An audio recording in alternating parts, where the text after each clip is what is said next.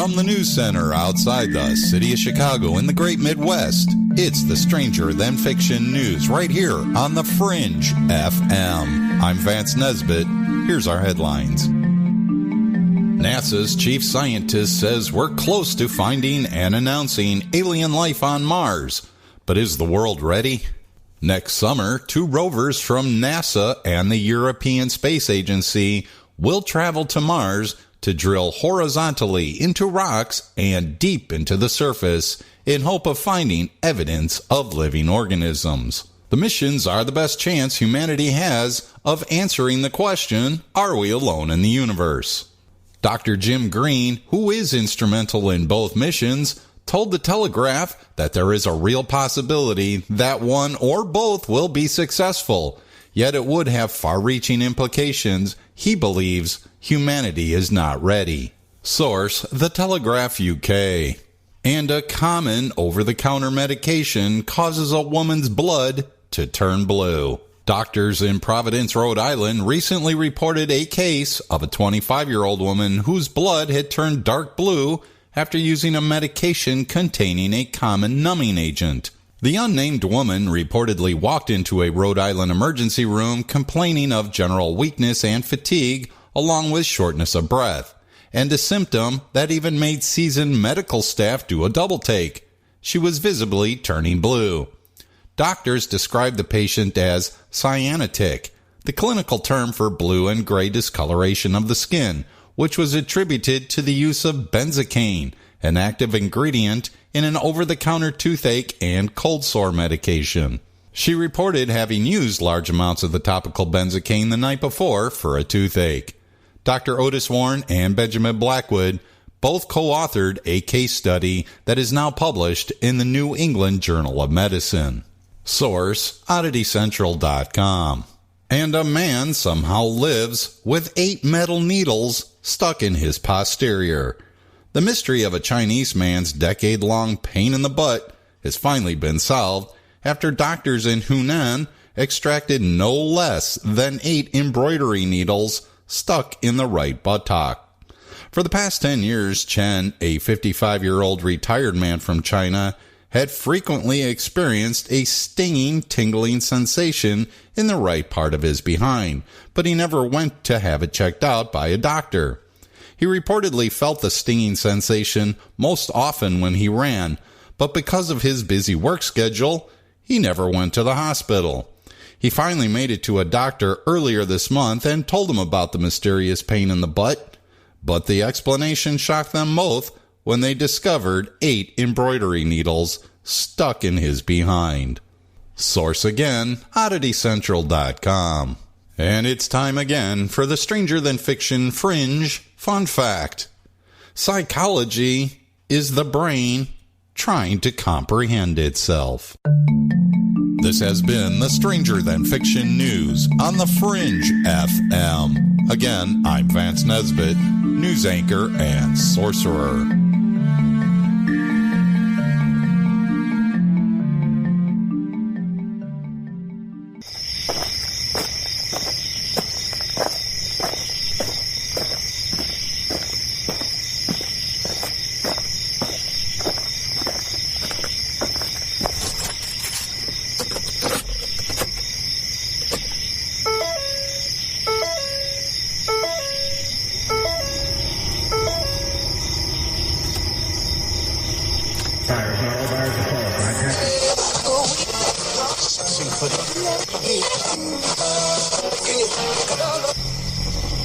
Message is being broadcast by the Department of Defense of the Republic.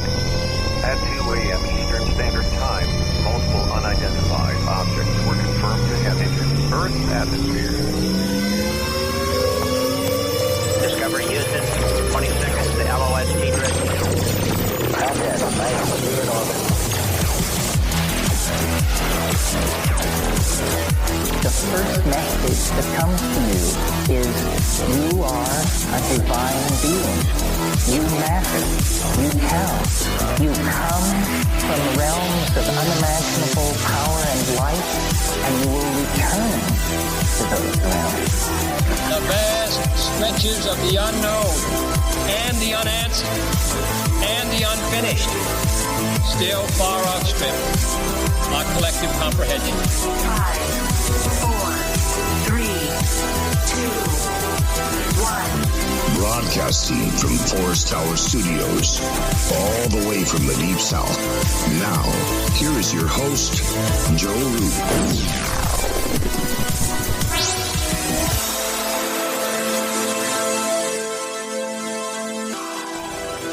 Broadcasting from a shack on a hill in the mossy creek bottoms of Cane Creek, Arkansas. This is Lighting the Void once again, and I'm your host, Joe Roop, and we are live on the Fringe FM KTLK Digital Broadcasting. It's Monday night, September the 30th, as we move into October tonight. On the program, the broadcast tonight, we're going to go back into the realms of Egypt and figure out what these pyramids are all about. Now, we've heard quite a few theories on this show about the pyramids, the culture of Egypt, what was really going on. I mean, we've heard everything from aliens to water pumps, right? This one tonight's going to be a little bit different. We're going to be talking mainly the realm of electricity, but it's going to be a little bit more interesting than what you're used to, I believe. So James Ernest Brown is going to be our guest tonight. Don't forget that the show is brought to you by GetTheTea.com. Stay cleansed. Stay guarded from those intruders. Tell them the Fringe FM sent you, and give Ronnie a shout. Also check out his YouTube channel at Health Matters Now on YouTube.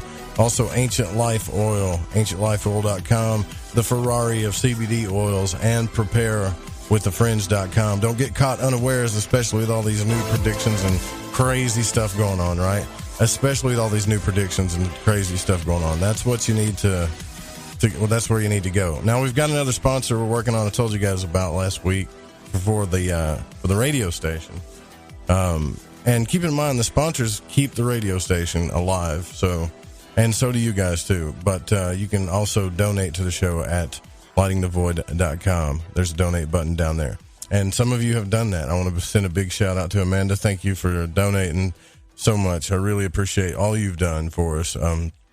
You know, she is a monthly donator, and we've got tons of people that do that. And I will give you all your credit where credit's due. I got a surprise for you coming, actually, but I don't want to say it because every time I do that, something happens. I'm not going to do that this time. This time, I'm just going to get it done and then present it to you. But yeah, thank you guys so much. Go to lightingthevoid.com, hit the donate button at the bottom to help this show stay on the air 5 nights a week. Also, you can grab some swag, some shirts, t-shirts, hats, all that good stuff. lightingthevoid.com/shop. Okay. UFO Seekers. Don't forget about them. Go check out season 4. Season 4 is out now. And if you haven't seen that first episode, go check it out. Give them a follow on Twitter. It's basically really all you got to do. If you want to stay updated in the UFO field and know what's going on for real, just make sure you follow them on Twitter and watch their feed. That's it. At UFO Seekers on Twitter, and their website is UFOseekers.com, which is updated. And if you've had a sighting, give them a call at 661-UFO-7889. Now, the SETI Institute, I want to mention real quick, also put out an article that kind of backs what Tim has been saying about what the military has been reporting on UFOs and how they've been reporting on it. So you might want to check out and see what they said. Just go to the SETI Institute, go to their blog. It's fairly new. I think it came out today or yesterday. A big shout out to Dennis, too. I was trying to share this flyer today, the flyer for this show, and I always share it on Facebook, Twitter, and in the Discord chat, where right now I believe I see Craven and Jose, Amanda, and hopefully everybody else will start falling in later. It depends on who's interested in Egypt or not tonight. But I was trying to share it, and it's like even the websites, the links, everything, and all day long once I started, it was telling me that it was against the community guidelines to share the flyer. And I'm like, community guidelines? Like, I'm looking at the keyword phrases, Egypt, no. Fringe, there was no bad pictures or anything. So I sent them a notice about it, and I hope they'll fix that because, I mean, I'm not a huge fan of Facebook, but not being able to put the flyers up kind of stinks, right? And also, we're going to be at the Arkansas Paranormal Expo this weekend. Lady Ann and myself will be there, so if you happen to be around that area in the South, come give us a shout this coming weekend. We'll be there October the 5th and 6th.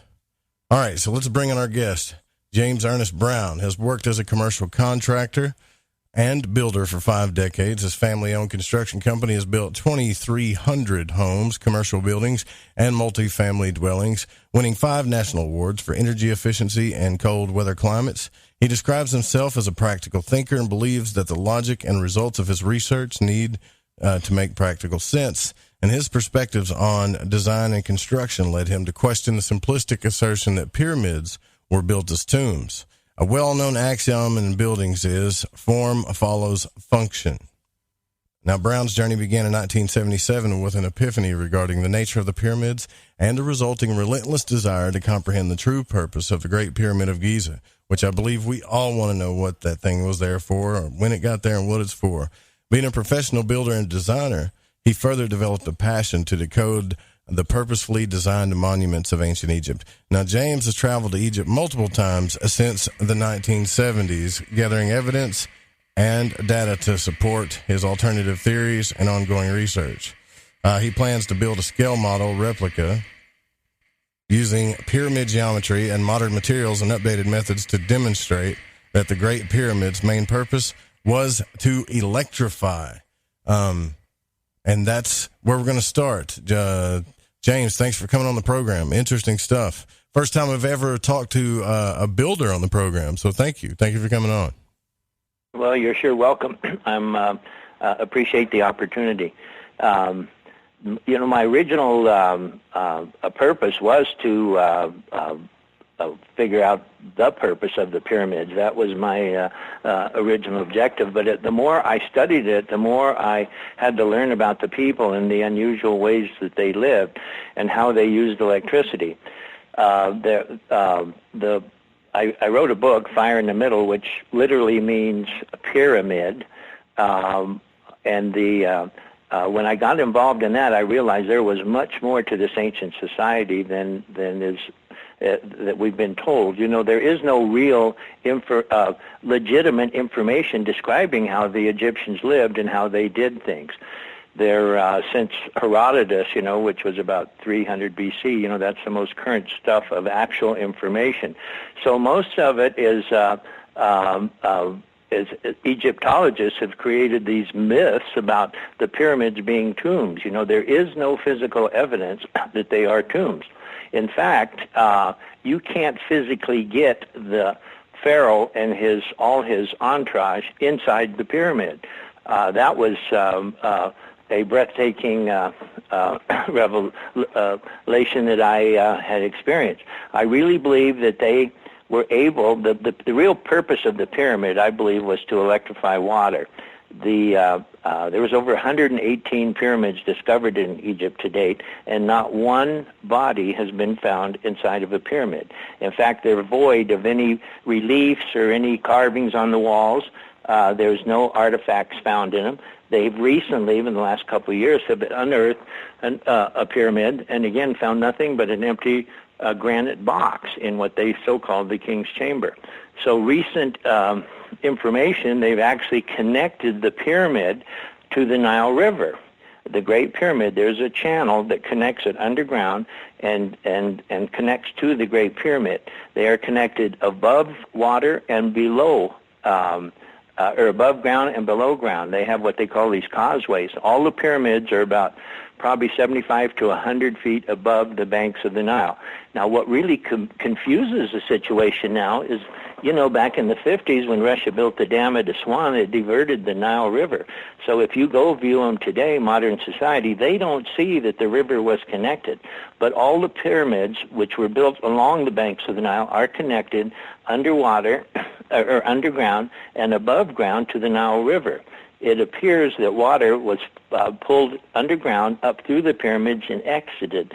And I go through a real detailed thing in my book, Fire in the Middle, how that is accomplished. They actually, I believe, would fit the profile of what we would call today a chemical laser that would fit the description of it. So that intrigued me, the actual physical evidence. In fact, when we were there in 1978, I took a study group. There were 8 people, including myself, and we removed over 100 samples from the passageways inside the pyramid, the nearby small temples and causeways, and we can physically prove that the Nile River coursed through those passageways in ancient times. But again, if we saw it today, we don't relate to that. There, again, inside the pyramids, there is nothing. They have black, dark, stained walls, and they don't know exactly how those dark, stained walls were created, and that's hence the name Fire in Middle, which I think is the literal translation of pyramid. But the intriguing part was not so much that, which is a whole story in itself, but was the actual people, how they used electricity. I believe they created an electrical form of water. Actually, today you can actually buy electrified water. It's packaged in Europe, and you can actually buy it as Elexor to drink. Well, and I believe that was the main purpose, to electrify the water on a wholesale basis. And they would actually flood the excess back down the Nile, which would help with all the crops that they were able to produce. In fact, Egypt was known as the breadbasket of the ancient world, and I believe it was because of these unique things. But getting back to the electric ancient Egyptians, going further in the research, I found these very unusual drawings and reliefs inside the temples, which indicated they were doing some very unusual things. I believe part of the misinterpretation is that we, not being able to understand the hieroglyphics properly, they created what they call a picture language, where they actually drew illustrations of what they were doing. And my approach was to actually take it literally and to experiment with some of the things that they were doing. But I believe they were creating electricity with the human body. They were channeling it through different parts of their body, and they had all kinds of gold. You know, gold was abundant in ancient Egypt. Everything was covered with gold. I do not believe it was a measure of wealth. I think it was utilitarian in the fact that gold is the best surface conductor for electricity. So it created some real unusual situations. Can you explain to me, just before we get into the ancient Egyptians, the concept of electrified water? I know some people probably know what that is, but I don't. Are you talking about electrolytes, or are you talking? What do you mean? No, it's actually, in fact, it's depicted in a lot of their drawings. You know, they show it in an unusual way, a real jagged look to it. But, you know, now I can give you a real up-to-date example, and I actually experienced this myself when I was very young. My dad took me fishing with a friend in a boat, and we had no fishing poles. And what he did, he had one of those old crank telephones, and all we brought was a few nets. And so he dropped those lines in the water and started cranking, and the fish literally jumped out of the water, and we caught them in nets. It's illegal to do that now, you know, because, fishermen would do that because they're so easy to catch. But it's actually illegal to do that. But I think electricity was actually merged through a process. It was a piezoelectric effect. When water passed through the chambers inside the pyramid, it passed through an area where these huge granite blocks, 3 of them, they were about 2 tons each, perfectly square, and the water came in contact with them. Well, above the granite blocks, I believe that the part of the process that took place was an enormous amount of heat was generated to create pressure on those blocks, which causes to create piezoelectricity that merged with the water as it passed through, went on down through the chamber to the outside, was collected in what they called the upper temples, and then people could remove it from there. But then when there was excess, it went down to what they called the lower temples, which was a causeway that actually had big granite gates that were inside the Nile River that they could actually control the flow of this. But the merging of electricity, again, we were doing some research, and we found that they're actually creating it, and it's used as an elixir for the body. The body is electric. We are electric beings, and I believe that it actually enhanced our energy fields. Okay. Yeah, because I'm kind of familiar with the electrified water, where they, it's like a created a saltwater solution that goes through an I guess it's, what's it called, electrolysis, which separates the water from positive and negative. Yes. But that's how people get like alkaline water. Is that the same thing you're talking about, or is this different? Well, no, I don't think it's exactly the same thing. I think that, they use techniques that we are yet to understand the real benefits of it. These, the pyramids, and I believe that they actually had different functions depending on the pyramid, depending on the location of the pyramids. As I mentioned earlier, they were all located along the banks of the Nile River, and they had full access to water from the Nile. They were actually built in an area where the salt water from the Mediterranean Sea merged with the fresh water from the Nile River. They were all kind of built in about a 30-mile stretch there. So salt was definitely involved in the process. Yeah, I know. Which came from the Nile River.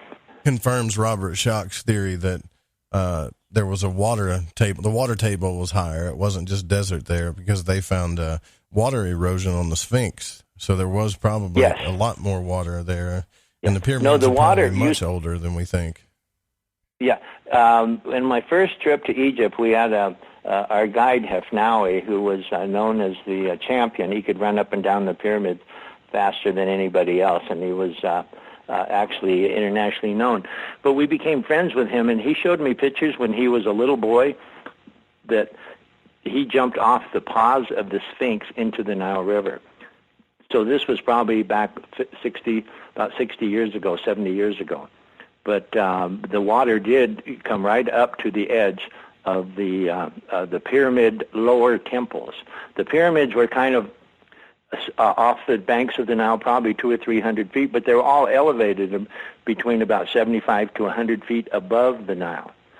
Gravity was used. All the natural forms of energy, I believe these ancient societies used. Do you know in the thousands of years they existed, these ancient societies, there's no evidence of any pollution, the type that we're experiencing today with the carbons and all of the fossil fuels that we're using. There was no indication at all. So they were using different sources of energy. And I believe the planet offers us, from static electricity to lightning to gravity, all these natural forces is the type of energy that they used, including energy created by the human body. Okay. All right. So this was so when people talk about the ancient Egyptians understood a different technology, this is kind of what I think some people are hinting at, but we just didn't understand what it was. Now, what was the purpose of them doing that, electrifying their body, other than, I could think of a few purposes, actually, that would be kind of cool, but I don't know if I could talk about them on the air. But, Sure, better health.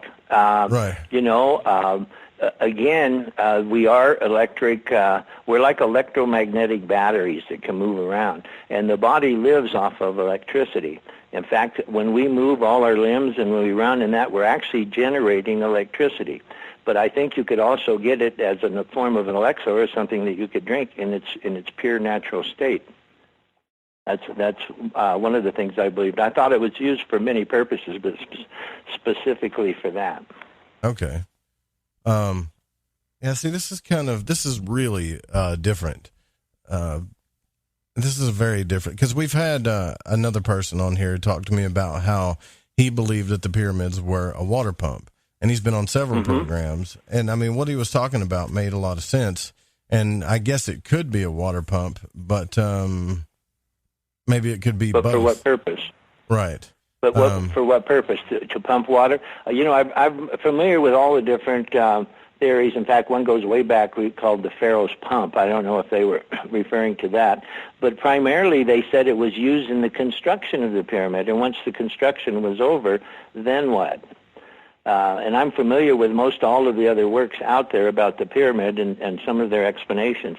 But I really believe that ultimately there was a practical purpose. They went to a tremendous amount of trouble and treasure to build those and to create it as a one-time thing. That just didn't ring well with me. And coupled with the fact of having the physical evidence of over 100 samples that we removed, and I have analyzed each one 3 different ways, and there's no mistake that the Nile River flowed through there and then passed out, it came out one of the openings. It's actually literally designed to do that. It is not designed to be a tomb, to incarcerate a body forever in there. That just never made sense to me. And as I explored further, I found that, the original entrance, which was never used to actually enter the pyramid, it was broken open about 1000 A.D. by a fellow by the name of El Mamun and his band of robbers, and they decided there was great treasure in there, so they decided to bust into it because they couldn't find the original entrance, which wasn't that far away. And the way you see the pyramid today, and it's very rough look, it didn't originally look like that. It was the exterior mantle there was taken away. There was a violent earthquake, around 1000 A.D. that shook it so bad that a lot of the casings fell off. The materials were taken by the local people that time, and they built other buildings with it in Cairo. But and there are remnants of the original casing, but it was so cleverly, so carefully built that they couldn't find the original entrance to open it to go into it. Now, and all this time, no one has ever used that entrance since the interior was discovered. When they broke into it, and how they did it was they had a way of boiling vinegar and pitching it on the limestone, which made it softer, and then they slowly chiseled their way through. And they actually created a passageway that gets you into the pyramid, and it actually intersected a major passageway that enables you to go through the whole pyramid. But if you use the original entrance, you don't have access to the whole pyramid. You only have access to the lower passageway, which is referred to as a descending passageway, which goes down over 300 feet at a 26-degree angle, and I believe that was where the water was accessed from the Nile River. The area they refer to as a subterranean chamber down below is where I believe the water fed, and I've carefully examined and photographed every square inch. I couldn't find the actual passageway from the inside, but from the outside, you can actually... I'm trying to make arrangements on my next trip to be able to go through that tunnel. On my recent trip this last year, I was not able to do that. In fact, the officials denied it even existed, but our guide, who lived next door to the guy who owned the property where the access was, he knew him, and but we couldn't get access at that time. So the fact that they are calling it a tomb is just ludicrous, and I just am shocked that Egyptologists, knowing all of this, continue to propagate that that they were tombs. Even in school books today, I'm furious when my kids started going to school. They said, "Dad, I thought you said these weren't tombs," and here they're still teaching that same antiquated ideas about it. All right, interesting. Okay, so your work is based on the hypothesis that the Great Pyramid of Giza was a type of what you call a closed cycle chemical laser designed to electrify water, and that the ancient Egyptians had the ability to manipulate the atomic structure by using natural forms of electrical energy, right? Yes, created by the human body. Okay. You know, right. that one of the things that, if I may explain, that throughout all of and I've acquired probably about 15,000 photographs personally taking on my different trips, and I study them all the time. And one of the things that is really dominant is you always see the hands, the human hands. They're either in the upright position, and they're associated with a lot of the pharaohs and that. They're not touching each other. They just have their hands open. But it comes... as it turns out, human hands generate the most positive static electricity known on the planet. It's number one. When you rub your two hands together, you're actually creating energy and electricity, and it can actually be discharged. I understand. Okay. All right. So I've got a few questions about this, I'm sure. Other people have got questions about this too, because this is quite different from what we usually have heard about the theory of the pyramids. Fascinating. Also, we're going to discuss not just the energy, but gravity and magnetic force fields in the King's Chamber of the Great Pyramid, where James believes was a vessel for volatile chemical reactions. Interesting stuff. We'll be right back.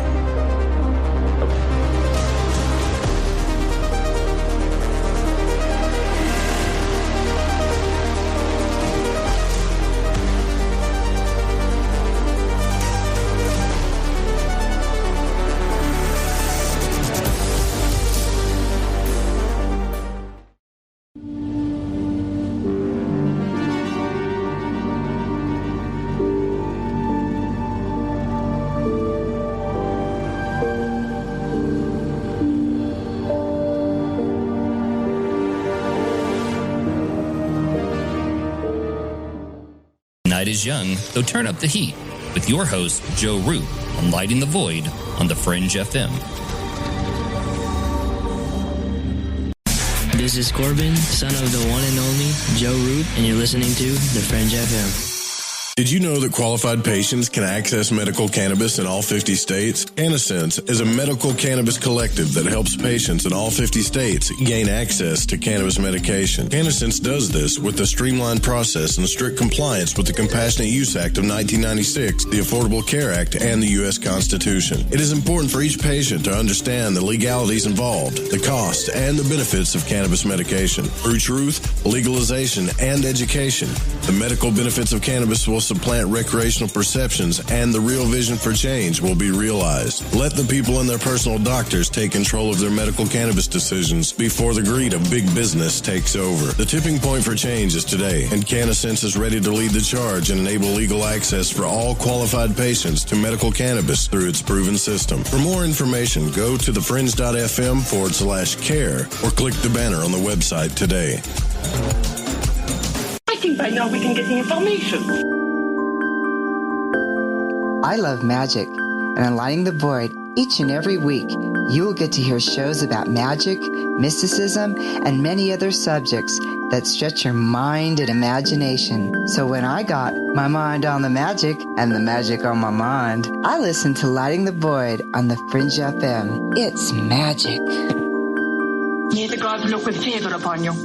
You're wondering what we're going to do to you, aren't you? I'm getting older and noticing that my body just doesn't work as well as it used to. So I like to keep fit as possible by hitting the gym a few times a week. Recently, I started having a nagging bicep pain, and it got so bad I couldn't even lift the weights. When I was complaining about it to a friend, he told me about angioprim. He said chelation helps remove toxins, heavy metals, and cholesterol in veins and arteries that may cause blockages. You know, after just 1 week of taking angioprim, the pain was gone, and now I'm back in the gym full strength. Scientific research proves the active ingredient in angioprim has superior oral chelation action that helps promote cardiovascular health. So to learn more, go to angioprim.com. That's ANGIOPRIM.com, or talk to a trained consultant. Call Angioprim toll free at 877-882-7221. You'll feel better with more energy. Call 877-882-7221 or go to the website angioprim.com.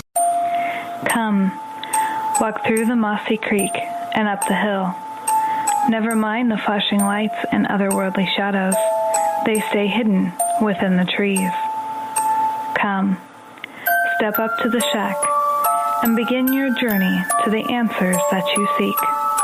This is Lady Anne, and you are listening to Lighting the Void on the Fringe FM. Okay, here we go.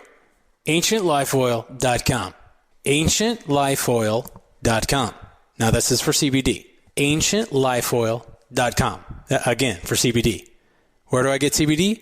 AncientLifeOil.com. It's pretty good stuff. Organic, non-GMO. We are the Ferrari of CBDs. AncientLifeOil.com. You know, they say when you mention a person's name 3 times when you first meet, that you're going to remember. So I'd say to you, nice to meet you, AncientLifeOil.com. It's AncientLifeOil.com, right? Nice to know that you help people. AncientLifeOil.com. Think about this. Occasional stress, occasional anxiety, occasional inflammation, occasional stiffness, and intruders that get you down. AncientLifeOil.com. Okay, so I'm going to give you a fact for the day. So Ancient Life Oil does not help you with business deals. Hold on a second. If you feel better, it could help you make a better decision. Okay, I'm wrong. Just remember to go to ancientlifeoil.com. All right, everyone, this is Justin from the UK. Excuse the chitty. If you're into the fringe and you want to hear the brass tacks, my old china plate, Joe Roop and his guests on Lighting the Void will open your mince pies. You need to shut your north and south and use your 10-speed gears and listen to them bubble. You could hear a Barry Crocker, no Brussels, but he ain't no holy friar. Anyway, you beat a Barnaby Rudge and take a butcher's.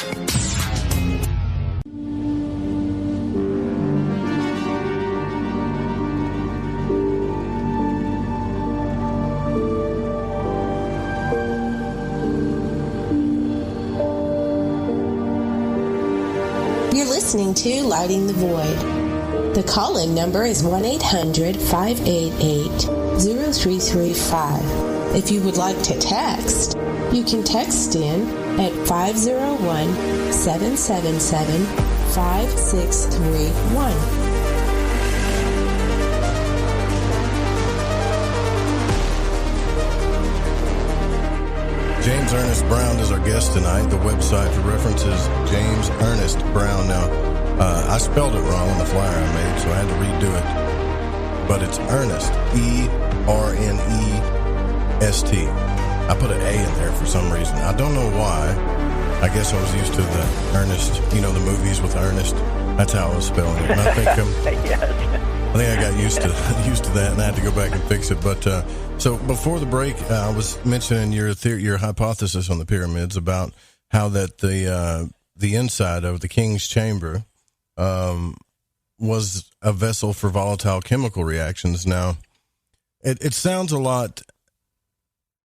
I mean, it sounds really cool, right? It sounds like, yeah, this would work, and maybe this is how they electrified the city or the surroundings or whatever. But I can't think of the life of me why we haven't found any other evidence other than that. I mean, maybe everything just decayed, and the only thing left was the structures.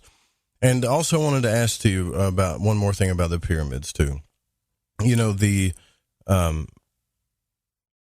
guess the hieroglyphs explain a lot about what the pyramids do, and the interpretations of the hieroglyphs and everything is what modern Egyptology bases their theories on all this stuff on. But they can't really say for sure that they're interpreting these symbols, right? So, but I would think that if we had an Egyptologist on, that they would say, well, the reason why we believe this and that is the timeline structures and the hieroglyphs and what they're telling us about these structures. And what would you say to that point?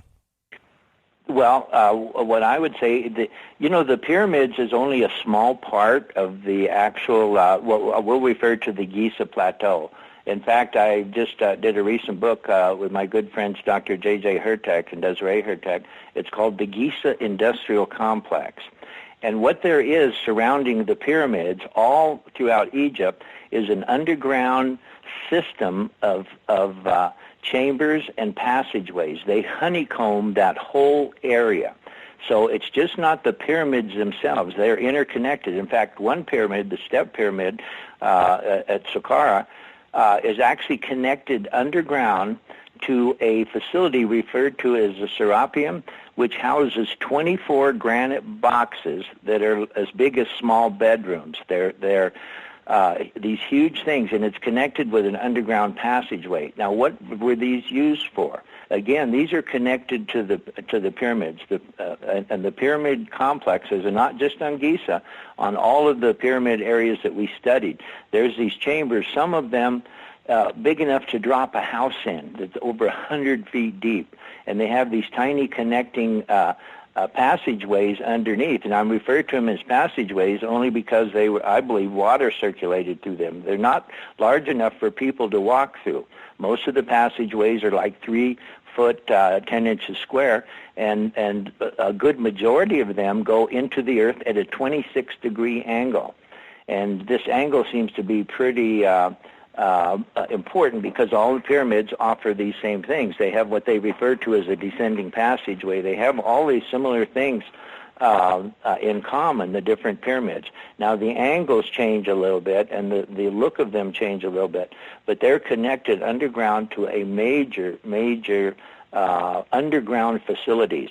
they have, and they refer to them as people were buried there. And when you ask the guide, well, how come these are so small and those are so large? And their explanation is a very important person was buried there. I says, well, where's the bodies? Well, they say the grave robbers got them years ago. But these huge cavities, and again, they're some of them are, they're a couple 100 feet square that go deep into the earth, as deep as 100 feet, and they're connected underground. Now, again, this is all part of the pyramid complexes. They actually are connected to the pyramids. And why the Egyptologists don't discuss this is really unnerving, because it's reality. It's real, and it's there. So what was that all about? Now, getting back to the king's chamber, the only thing that exists in there is a granite sarcophagus. And I might add that it is larger than the opening to even get it in there. It's inside about the middle of the Great Pyramid. But how that was accomplished, some of the explanations are that they started off, it was going to be the burial chamber was going to be below ground, and then they moved it up again, and they changed their mind 3 or 4 times before they actually completed the pyramid. That is not evident to me, because they knew exactly what they were doing. That sarcophagus had to be put in place during the construction of the pyramid. It was the only way to get it in there. Now, what is common is all these granite boxes, and I mentioned the ones that are the size of bedrooms, but the other ones are probably about 3 foot by 6 feet square or rectangle, and about 3 foot deep. Some had lids, some didn't. But granite is one of the only natural substances on the planet that could withstand volatile chemical reactions. There are dark stains inside of these sarcophagus that nobody talks about, that they look like they were filled with a liquid of some sort. And I believe it's characteristics of the pyramids that these sarcophagus, which every pyramid, one has been found, and nothing has ever been found in it. In fact, there was a recent thing. My friends, the Herteks, were involved in a exploration in 1997 where they believed that they had discovered the Tomb of Osiris, which was right near the Cheops Pyramid. And they actually did not an excavation, but they entered it and went down and did some excavating, and they literally found the location. They weren't able to get credit for the discovery. It was Zawi Hawass, who was head of the Department of Antiquities at the time. He took over and wouldn't allow them to go back, but they had a big thing, and I think it was National Geographic did a special where they actually were going to open it, and they were expecting to find the Pharaoh Osiris in there. Big hype about it. When they removed the lid, zero, nothing inside of it. They're empty. They don't find bodies inside of these granite vessels. So the idea that they were used for something else, so what would that material be used for, and why were they always granite? And I believe it was because it's the only natural substance on the planet that can take those kind of violent, volatile chemical reactions. Okay, I understand.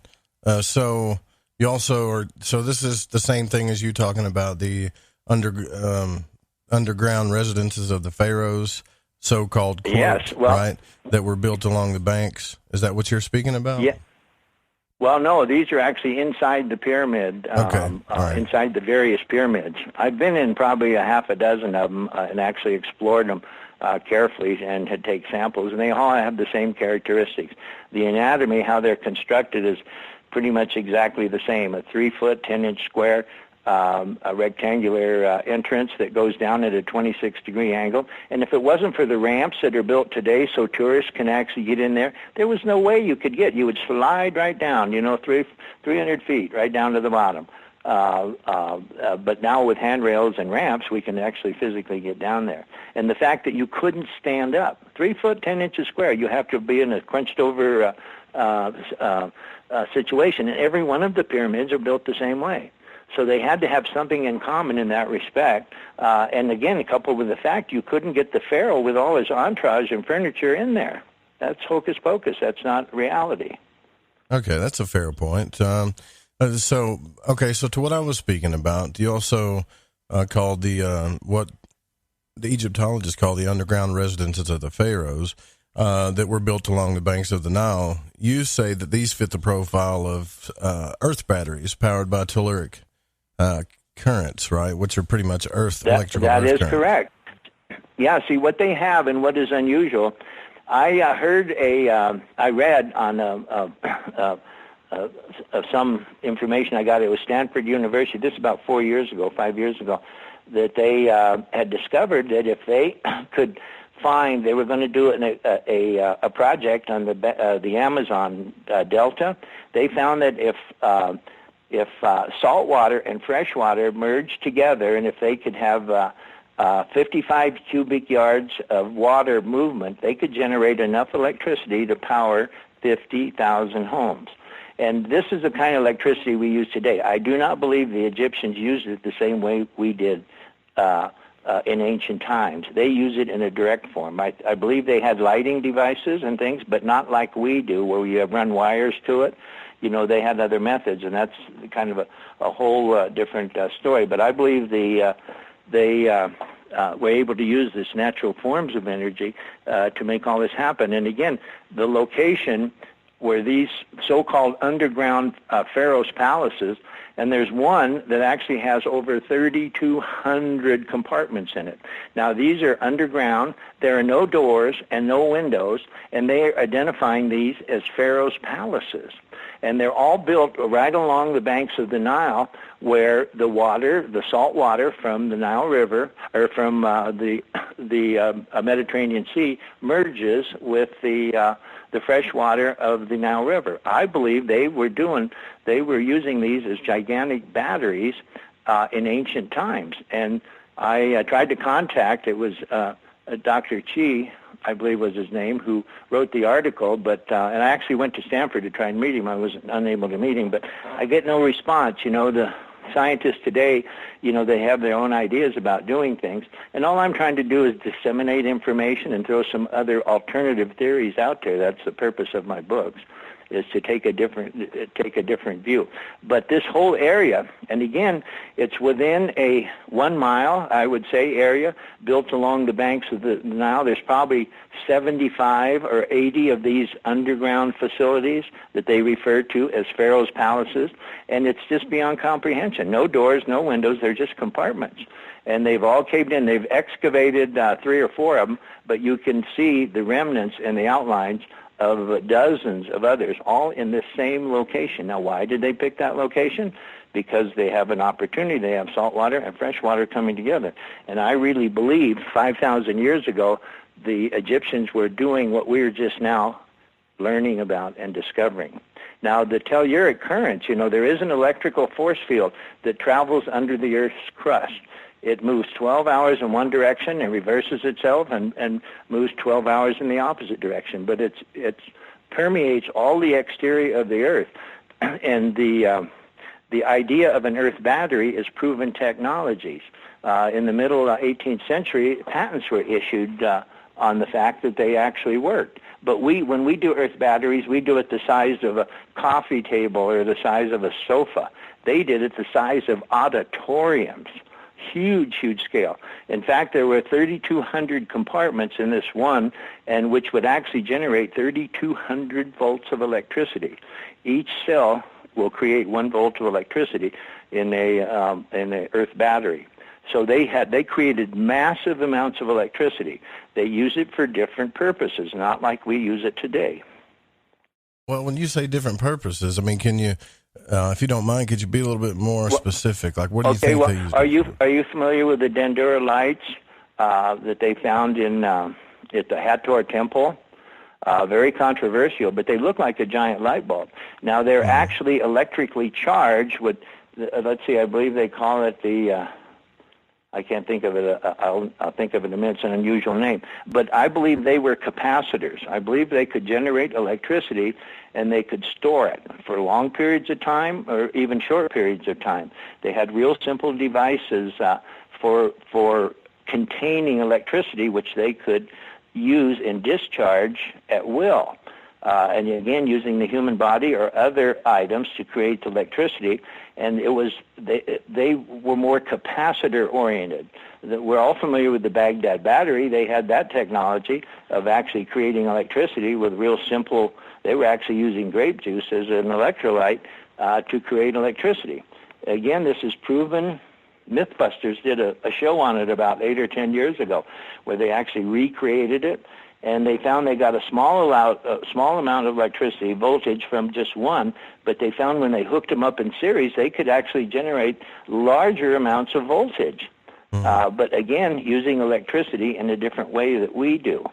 The capacitors, which there are numerous ones, which I talk in my book, The Electric Ancient Egyptians, all these different ways they did it, where they could actually add electricity. Again, not the way we do it, where you flip on a switch and a light lights up, but they actually had devices that would become electrified, and then they could actually charge. The Ark of the Covenant is another example. I believe that was a gigantic capacitor that was capable of generating tremendous amounts of electricity that caused real trouble when it was released. So those are the forms of electricity that I believe that they used.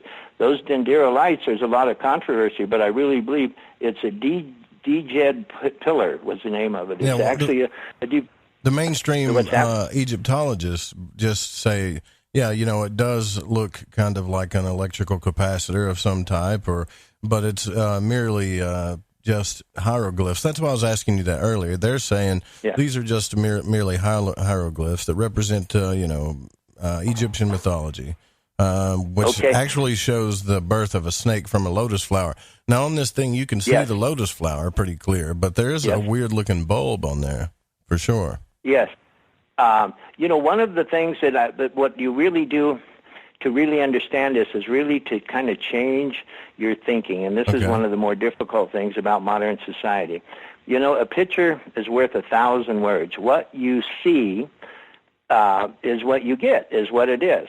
And in analyzing it, if the picture language was the universal language, it would transcend all the different languages in the world. Over the eons of time, we've had every country has a different language, different dialects.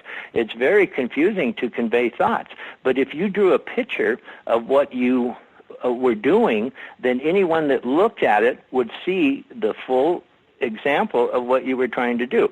Now, bringing up to modern times, we're using this same concept, and we do it with road signs. You're driving along and you see a deer. There's no words. It doesn't have to be in English or any language, but you start looking for deer. There's a company called IKEA that makes cabinets. They deliver cabinets to 37 different countries. They only have one set of instructions. There are no words on it. It's all pictures on how to put it together. You have to assemble your own stuff. So they've kind of keyed in on this concept of drawing pictures to explain what you're doing. You don't have to print it in 37 different languages. You just draw the step-by-step pictures, and this is a major successful company. And I think we see it a lot. We see it in road signs. But I believe that was the universal language, was picture writing. The Eye of Horus, which is present everywhere in Egypt, shows a human eye. And other cultures use the same exact symbol. And I think they're telling us the eyes are the tool in which to interpret what we're seeing. It makes a whole lot more sense to me, and that was the premise of which I followed in doing my research and writing. It was to reinterpret what was the illustrations that they left. And I look at them more as illustrations and instructions. And then they're accompanied with certain hieroglyphics that, when interpreted, do not make any sense at all. In fact, there's huge controversy about the misunderstandings about the hieroglyphics. There's, 3 or 4 different interpretations of the same thing. So who's right? And again, what I'm trying to do is just enter some alternative thinking. I think our eyes are the real tool, and to see, our eyes don't fool us. And no matter what culture, what country, over all these thousands of years, if we drew pictures of what we were trying to explain, it would be much easier for other societies to understand what we were passing on. Yeah, I think that's pretty interesting because it goes along with the Kundalini force and the Egyptian Ankh that a lot of people talk about. It's a spiritual force, but then if you look into the East, they claim that they can shock people with their fingers and their hands, which that's never happened to me before. But I'm not saying it. Look, I don't believe James, that just because we don't find something, like the Egyptologists say, well, there's no other artifacts to prove this, so therefore it doesn't exist. To me, that doesn't make sense. Just because you haven't found it yet or don't understand it doesn't mean it's not real. But so I'm with you on that. I'm just wondering, I'm trying to get an understanding of this electrical force, why it's used, what it's used for, what types of things the society would do with it, especially if they're moving it through their bodies and stuff. And are you saying that the water currents themselves would kind of be like electrical currents, like how we have power lines? Do you think they used water currents or just natural electricity through the earth?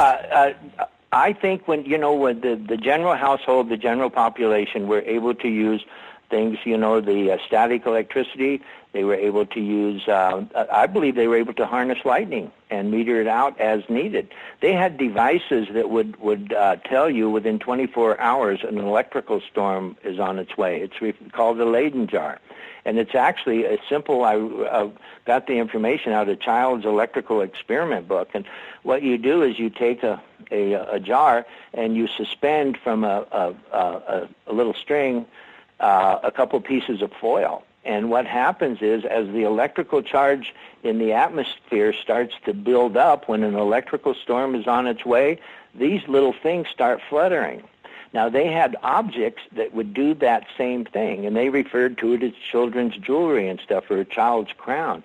And what they were gold round things with these gold foils hanging off of them, almost identical to the situation out of the children's electrical book, experiment book.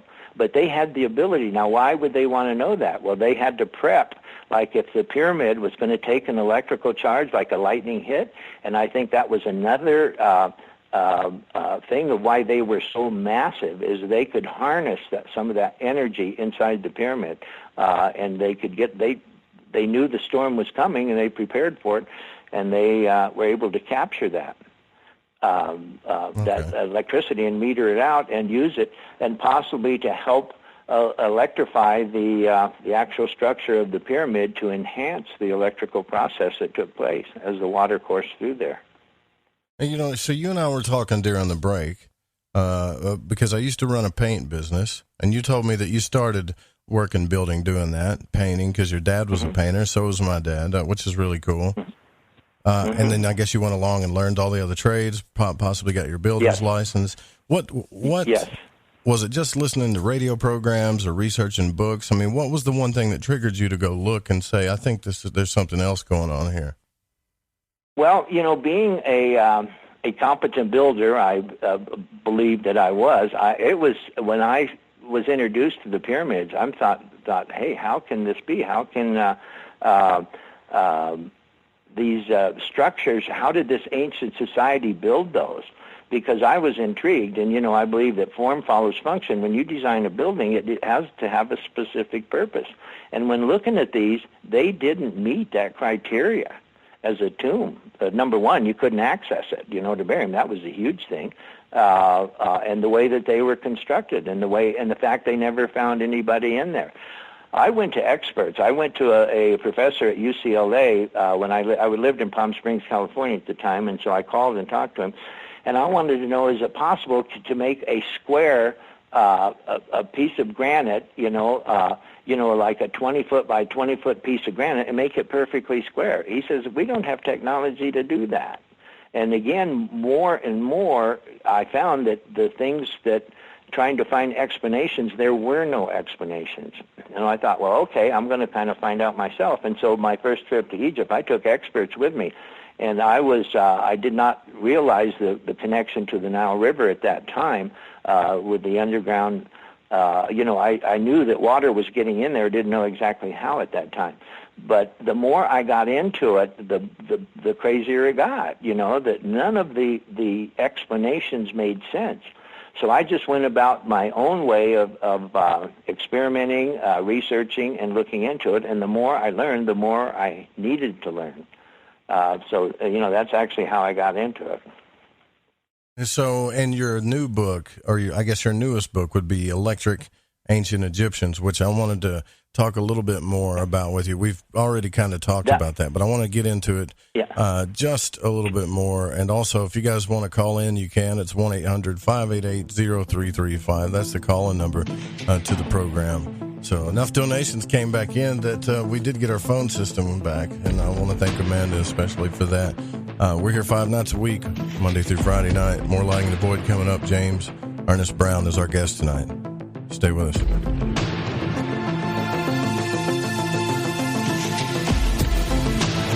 You're listening to Lighting the Void Radio.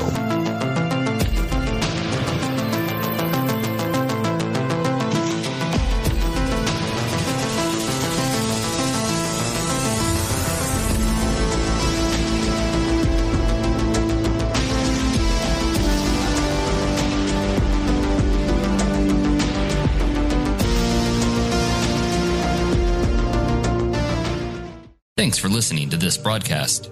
Need another late night fix? You can tune in every weeknight to Lighting the Void with Joe Roop on The Fringe FM.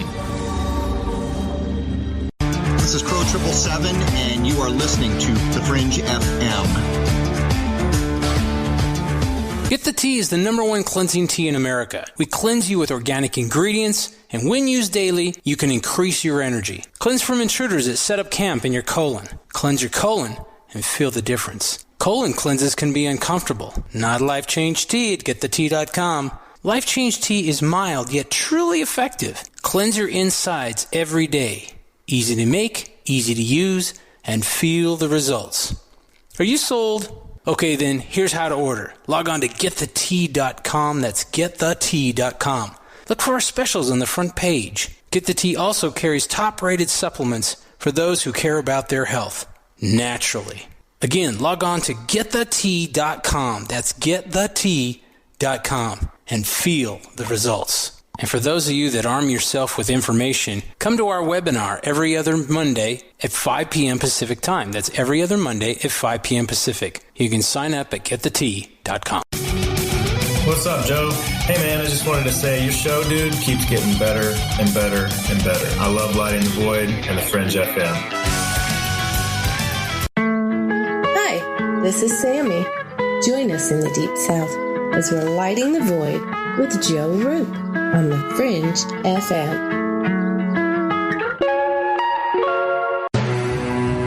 I'm Ryan Gable, and I want to remind you to keep your radio, phone, tablet, or computer tuned to the Fringe FM and visit the website thefringe.fm to listen to the entire lineup of shows. You can also catch my broadcast, The Secret Teachings, Monday through Friday, beginning at 12 a.m. midnight U.S. Pacific Time, right here on the Fringe FM. Hey, is that a new music app? Yeah, check it out. Surfer Music Discovery. It links to thousands of online stations, but the twist is you see the song names and artists that are now playing live. That's different. No guessing. Looks like a waterfall of music. So many formats. Rock, oldies, country, R&B, jazz, and a whole lot more. How's that spelled? Surfer. S-U-R-F-R. Is it expensive? It's free. No need to sign up or sign in. Get the Surfer Music app free from Google Play or the App Store. Alex. Hi, I'm Alex Exum, and you're listening to The Fringe FM. This is Reverend John M. Polk.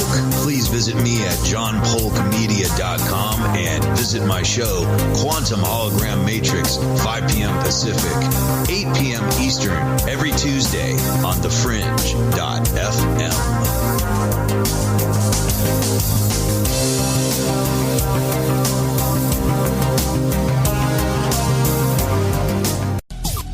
Hey, Fringe FM listeners, did you know that when you're on the road with limited data or no Wi-Fi available, you can still listen to every minute of the Fringe FM by calling 701-719-3971. No smartphone, app, or internet needed. Saves your data plan and no extra cost if you have unlimited minutes. Call 701-719-3971. That's 701-719-3971. Listen to the Fringe FM on any phone, anytime, anywhere. Hello, this is Vance Nesbitt. Take the time to expand your mind by listening to Lighting the Void with Joe Roop right here on the Fringe FM. Hola, Fringe listeners. This is Dave Cruz of Beyond the Strange, and you're listening to the Fringe FM.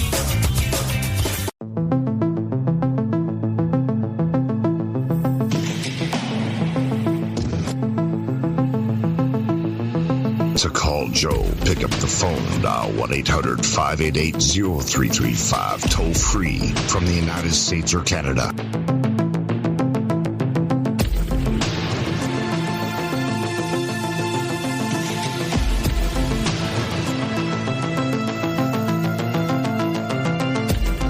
All right, welcome back to Lighting the Void. I'm your host, Joe Roop. Don't forget that I want to mention one more time that if you're in the South, okay, and I know some of you are over in the Discord chat, come hang out with us this weekend. We'll be at the Arkansas Paranormal Expo.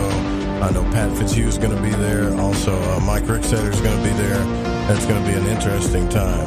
And you get to meet us in person. We'll be live on air broadcasting from there, too. And if you want to get into the Fringe FM chat room, it's a Discord server. It's really simple. You just go to thefringe.fm/chat. And I heard that there's been some trouble with that link. So if you have any trouble with that, just go to thefringe.fm, click on chat on the website. James Ernest Brown is our guest tonight. We're talking about, I'll just say Electric Egypt, because we started with the pyramids, which was his first book, which was Fire in the Middle. It's a pretty fascinating technological hypothesis about what's going on with that. And you won some awards for it. There's a lot of people that looked at this and said, this makes sense. Now, I want to keep playing devil's advocate here, James. I hope you don't mind that I'm doing that, because modern Egyptology is, to John Anthony West and to a lot of people, is a big problem with what's going on with understanding these things. But you did make sense about the hieroglyphs. I've never heard anybody put it that way, quite that way, like it's a universal language that maybe we just don't understand yet, done by pictures. Fair enough. Okay, yeah. So if that's the case, I need to know a little bit more about the electricity itself, because it's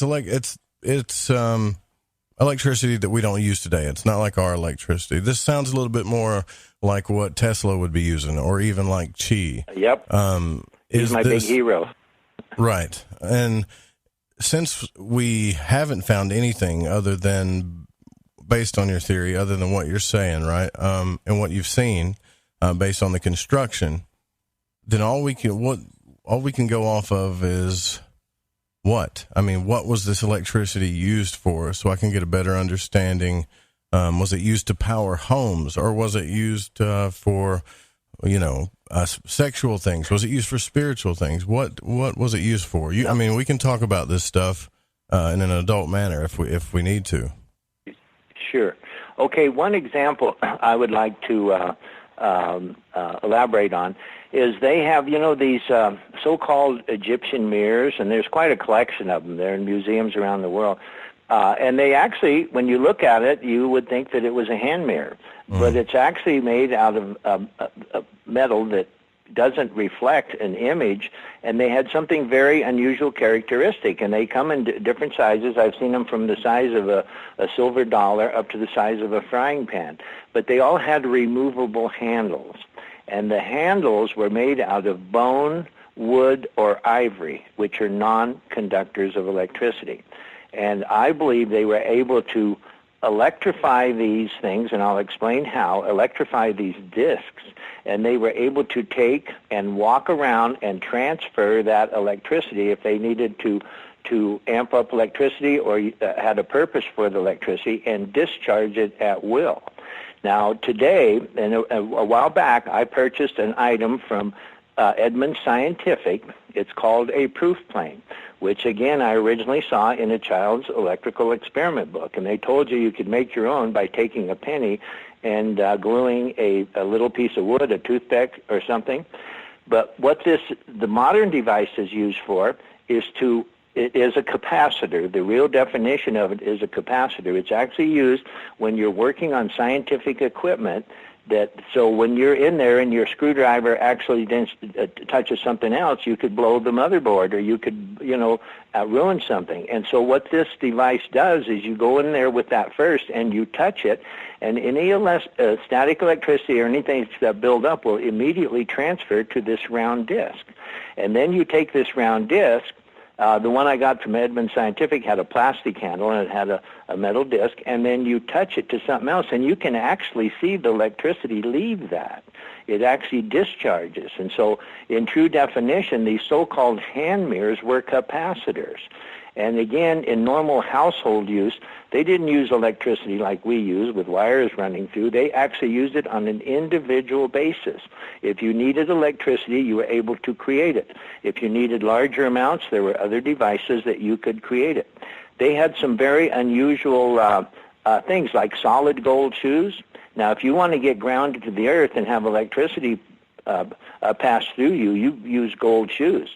They also had their linen shoes and leather shoes and other things that were more comfortable to wear, but the pharaohs all had these unique solid gold shoes that you couldn't walk in, but if you were standing on the earth, you could actually allow electricity, possibly the telluric currents, pass through the earth, up through you, and pass through your fingers or pass through other devices that would accumulate electricity, and then you could go around and use it for whatever purpose. And I think mostly it was to actually activate chemical reactions that actually created the igniter or catalyst, the electrical charge, and it could vary from a small amount to as big as you wanted.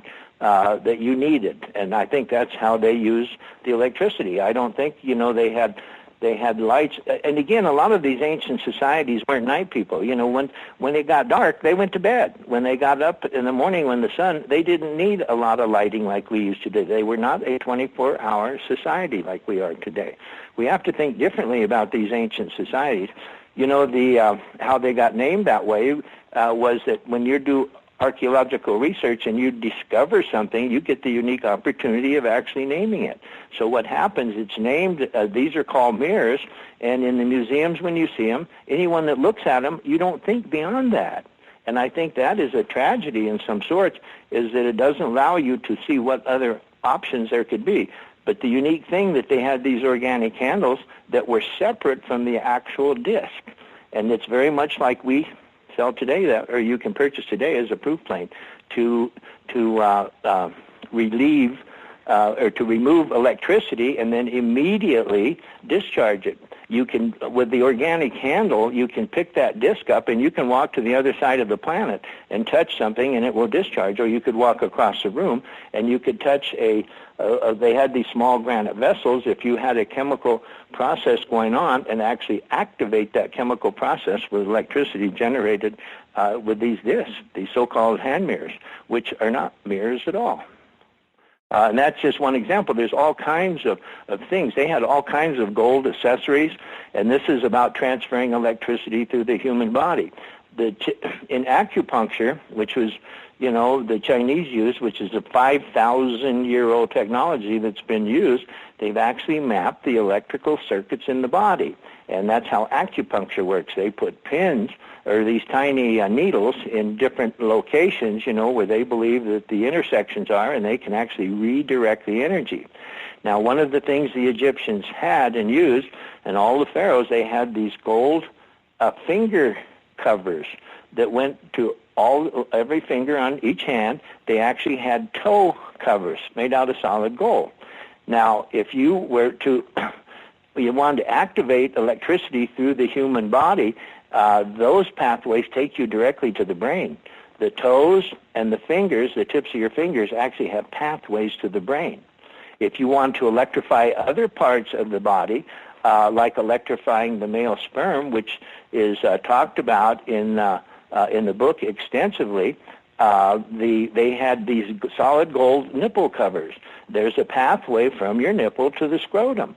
So if they wanted to amp up the electricity in the body under ideal conditions, now this is not something you can just decide, okay, I'm going to do this. You have don't to try this at home, for the love of God, folks. That's right.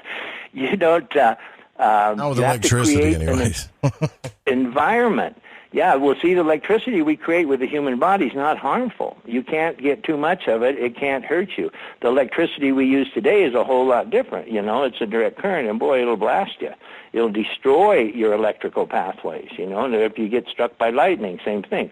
But electricity created by the human body can move around in the human body without destroying it. And that's where the so-called, what I believe are Faraday cages, these golden shrines that they had, that they said that the pharaohs would go in and meditate, and they had special furniture that went inside. But these Faraday cages, which is fairly modern technology, Michael Faraday made the first one in 1836, I believe it was. But what it does is that a person, and these were big enough to house people, they ranged in size from about one person size to big enough where you could get a bed in there with a pharaoh laying down on it. They were like small bedrooms, but they were covered with gold foil inside and out. And that's one of the prerequisites for making a Faraday cage. Now what happens is when you're inside that Faraday cage, you are exempt from any electricity that's going on the outside. The way that it's designed, the electrical charge will stay on the outside, but on the inside, if a body is in there, you're actually in an electrically free zone. And these special chairs and these special type beds that they laid on, they were very unique. They were all covered with gold except the very bottom. They had wooden bases. Why would they do that? They had these gold chairs that you sat in, and I believe you could amp up the electricity in your body. The whole thing was covered with gold except for the legs on the very bottom. Why would they do that? They had plenty of gold, and the feet were off the ground. They're on little stools, so you're not grounded when you're sitting in these chairs. And I actually, a while back, was able to purchase a replica of Tutankhamun's chair, which is actually covered with real gold foil. And I've done experiments where I've actually sat in there, and just by rubbing my body, I create electricity in my body, which I can discharge through my fingers and actually record it. I've actually filmed it, where you can build the electricity up. Now, inside this chamber is where I think a lot of this stuff took place, where they actually, it was like the pharaoh was suspended in midair, and then an attendant in there, by rubbing his hands together, could touch different parts of the body with these electrodes and actually move electricity through the pharaoh's body. I think it was an advanced form of healing. I think we've yet to totally understand. There's been many, many books written about the electricity, the healing, that how we're electric beings and we need electricity. We are electric beings. But those are kind of some examples of how they were able to take and use this electricity and transfer it. They actually would have groups of people get together, holding each other in certain ways, and not only would you get one body generating electricity, but then you would get a combination which could actually make the electrical charge larger. It was an organized system, you know, and everyone understood. Something else I want to point out about the hands generating the most static electricity. This is another item that all civilizations going back thousands of years, what their culture left was imprints of their hands, all the way down to there's caves in I believe it's in Argentina. They're 9,500 years old, and all they're kind of laser burned into this cave on the wall, and it's all different shapes of the hand. Most ancient civilizations, what they have left, the most important they left were images of the human hands. And I think that's telling you something. I understand. Okay. So do you think this is what they passed down in like mystery schools? Because I've done a little bit of study on alchemy, and I know a lot of people are thinking, oh, what the hell does alchemy have to do with electricity? But it does. And I'm not talking about the Jungian form, but the ancient Egyptians believed that you could harness the power of this energy that you're talking about, or electricity, and they thought that you could perpetuate it. In other words, cycle it through your aura and just keep energizing it, and even to be immortal, almost, to live longer, those types of things. Well, yes, and I think that's the quest of most humans, you know, is looking, that definitely could be a a goal or an option. But, we all generate an aura. You're familiar with that. You just mentioned it. And there are actually 7 layers of energy. And through the process of Kirlian Photography, which is a very unique way of photographing your aura, and I have examples, I did a lot of experiments with it, that if you took your fingerprint and you did your aura, you would see it glow around, in the Kirlian Photography, just the average person. But now if you're a healer or somebody that uses your hands, that you're a trained healer, now I have photos of this, it's 20 times larger, the aura around your fingertip. So that tells me it's a learned skill. It's a learned skill. And I had the unique opportunity, Ivan Trujillo was his name. He was a Brazilian healer I met about, it's probably 20 years ago.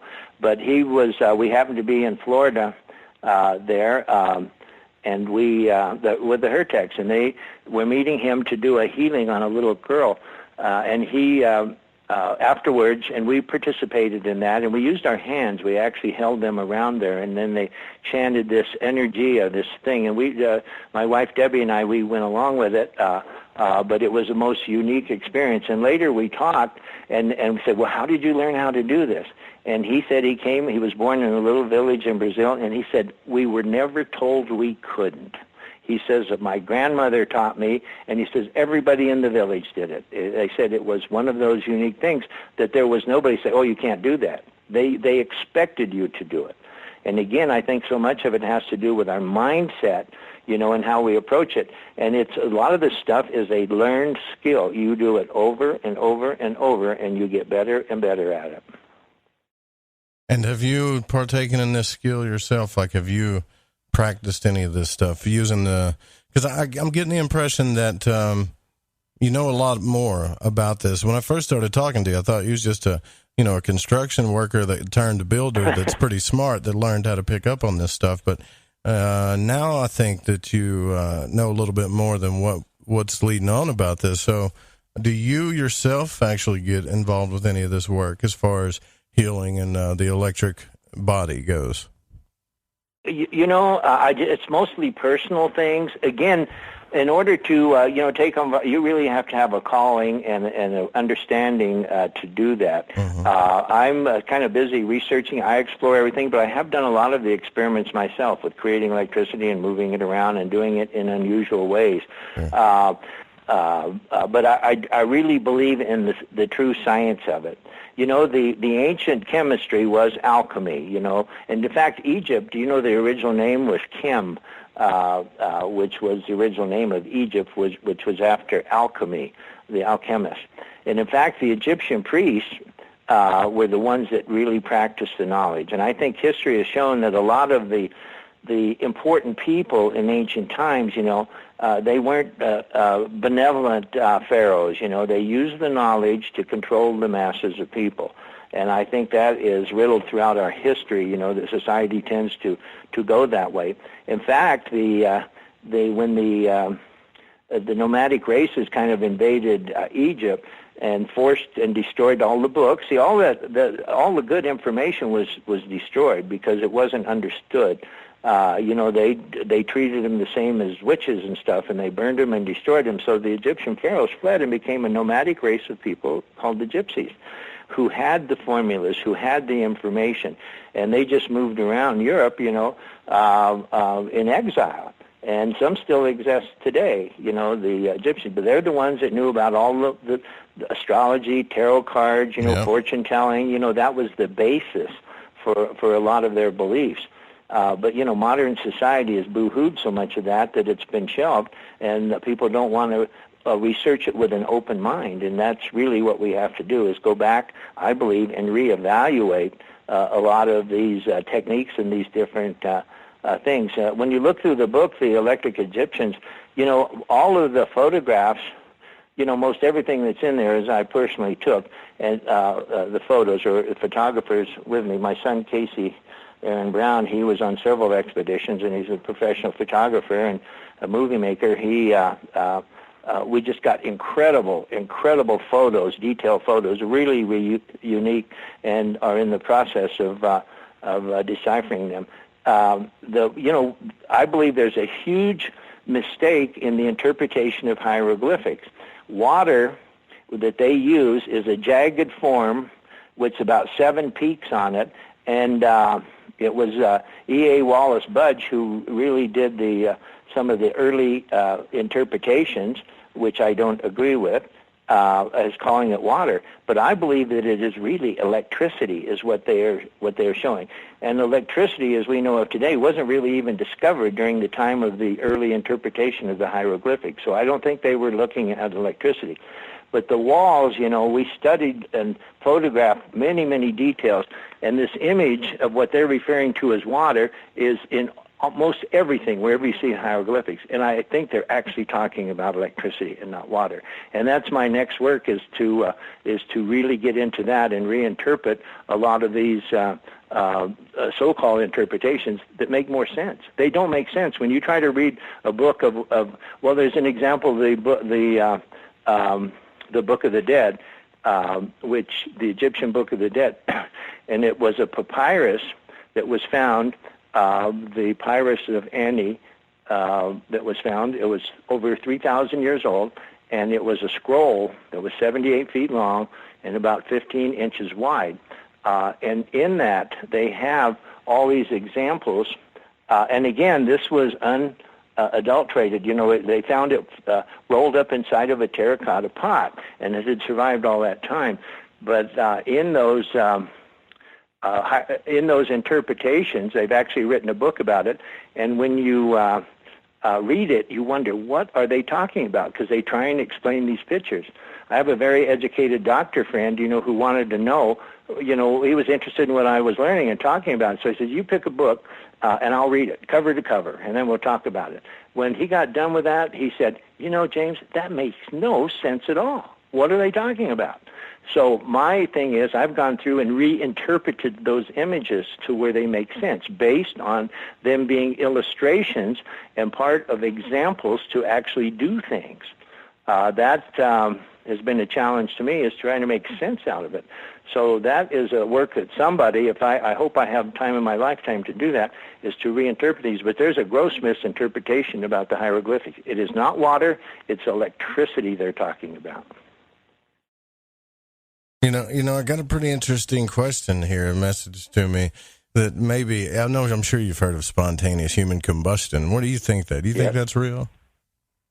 Well, sure, absolutely, and I think the body can short-circuit itself, and basically, too much exposure, too much electricity, I think that could be the source.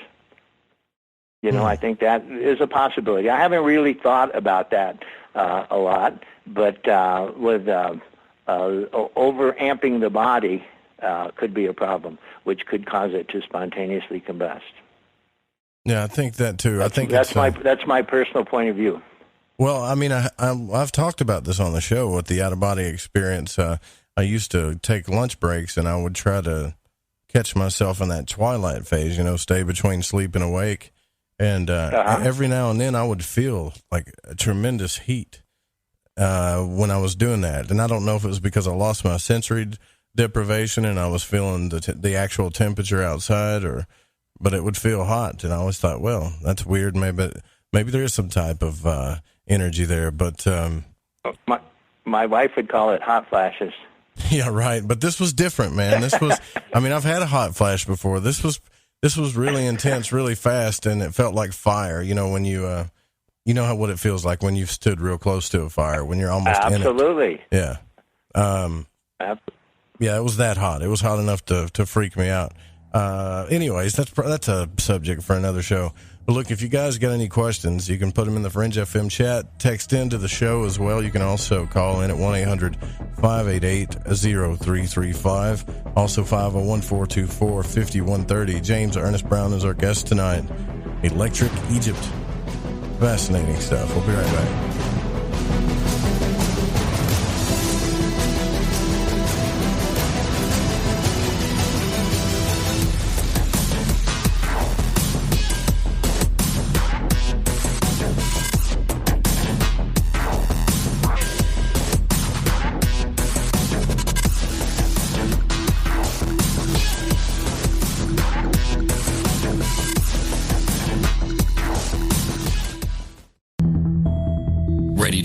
mind, it's Lighting the Void with your host, Joe Roop.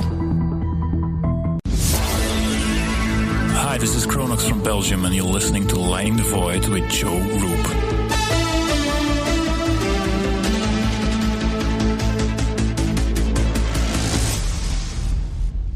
Hey, this check is wrong. I worked a holiday and 7 hours of overtime. Not getting paid correctly is a real pain. It could also hurt our boss if our company provides out-of-compliance checks. That's right, construction companies doing business with the government can get fined, or officials of the companies can go to jail if the checks aren't right. It's a law. The Davis-Bacon Act has 30 compliance issues for every check, but there is an easy way for construction companies to be in compliance. EMARS offers Compliant Client, a web-based system that finds and corrects all 30 of the possible out-of-compliance check issues. Users of Compliant Client report an 80% savings in time and money. Running a weekly payroll usually takes about 5 minutes. All 15,000 plus clients of EMARS have never had a legal compliance issue. Plus, they sleep better on check day. Contact EMARS at emarsinc.com or call 480-595-0466. OMG! People are jumping on board to the Life Change Tea Regiment. Brew, steep, and drink for a gentle, taste-great cleanse. It's changing how they feel. See what everybody's talking about. Log on to getthetea.com. That's getthetea.com. Life Change Tea aids in digestive slowdown and helps people get moving down a healthy path. We won't make claims. We'll just let you decide. Experience is much better than a commercial anyway. If you want results, log on to getthetea.com and purchase your super strength cleansing tea. You won't be disappointed. And if you're looking for some mind-body suggestions, go to YouTube and punch in the search bar Health Matters Now. That's Health Matters Now. Put power into your health now.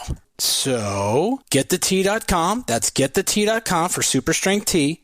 And YouTube, Health Matters Now. That's Health Matters Now for valuable suggestions. Getthetea.com. The tea that makes you go. The Fringe FM isn't just a radio station. We also provide services for all your audio production needs. If you are interested in live radio or pre-recorded podcasts, we're here to help. We even do audio enhancements and voiceovers if needed. If you want to do a podcast or live radio show and even want the option to syndicate on terrestrial radio, from simple audio file enhancement to live production and call screening, we have you covered. We have worked with some of the best professionals in the business in order to provide coaching instruction for content creation, show structure, and more. Contact The Fringe Digital Media for more at info@thefringe.fm. That's info@thefringe.fm. Or call 501-777-5631 for a consultation. The truth is out there. There's something out here. And so are we. KTOK Digital Broadcasting, The Fringe FM. Listen, I want to tell you about G.I. Joy from GetTheTea.com. It's the best alchemical concoction of goodies for your stomach and digestive system I can recommend, and that's all based on my experience. Packed with colostrum, acidophilus, aloe, peppermint, and turmeric. If you do your own research, then you know this is the bee's knees for the stomach and digestion. Now, due to Big Brother's ears and the eye in the sky, you know I can't go into the details about what it helped me with. All I can say is I got relief. It's non-GMO, no fillers, no preservatives, manufactured right here in the US of A, and delivered to you by the only people who stay on top of the game and are out in front. Go grab a bottle of G.I. Joy at getthetea.com and see what all the fuss is about. Again, that's getthetea.com. Hello, this is Suzanne Ross, host of Sci-Fi Radio. I invite you to join me for a very special episode of Sci-Fi Radio on Wednesday, October 2nd. I have been a lifelong experiencer and have had many paranormal encounters, as well as missing time experiences. This has been happening since I was a child and still occurs to this day.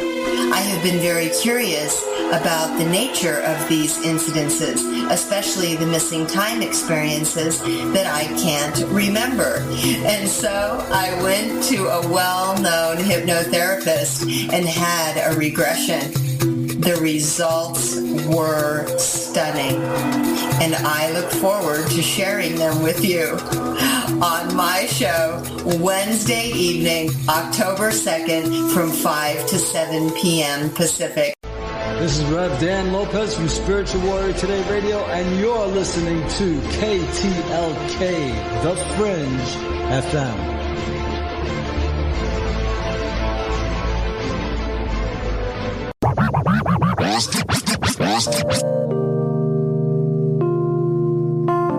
This is Elle. I listen to Lighting the Void because it's interactive radio with good content, interesting guests, and a humble host, sharing his journey through the esoteric. Hey, Joe Roop. Thanks for having us along for the ride. Thank you so much. What a delightful evening. Well, I got a lot of ground to cover.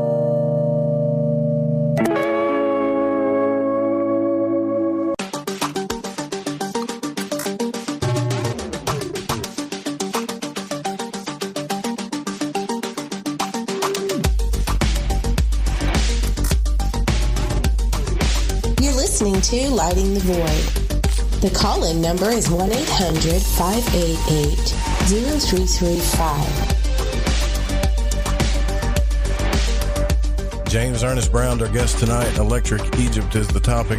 First book we talked about with him was Fire in the Middle, which he won some awards for, and his other book, Electric Ancient Egyptians, Manipulating Atomic Structures with Human Electricity. That one won was a gold winner for the nonfiction book. 3 gold medals, yeah. 3 gold medals, yeah. So, like I said, we've heard a lot of theories about this, but what I find so fascinating, when I say this, I mean Egypt. Hope that wasn't offensive, James. Sorry.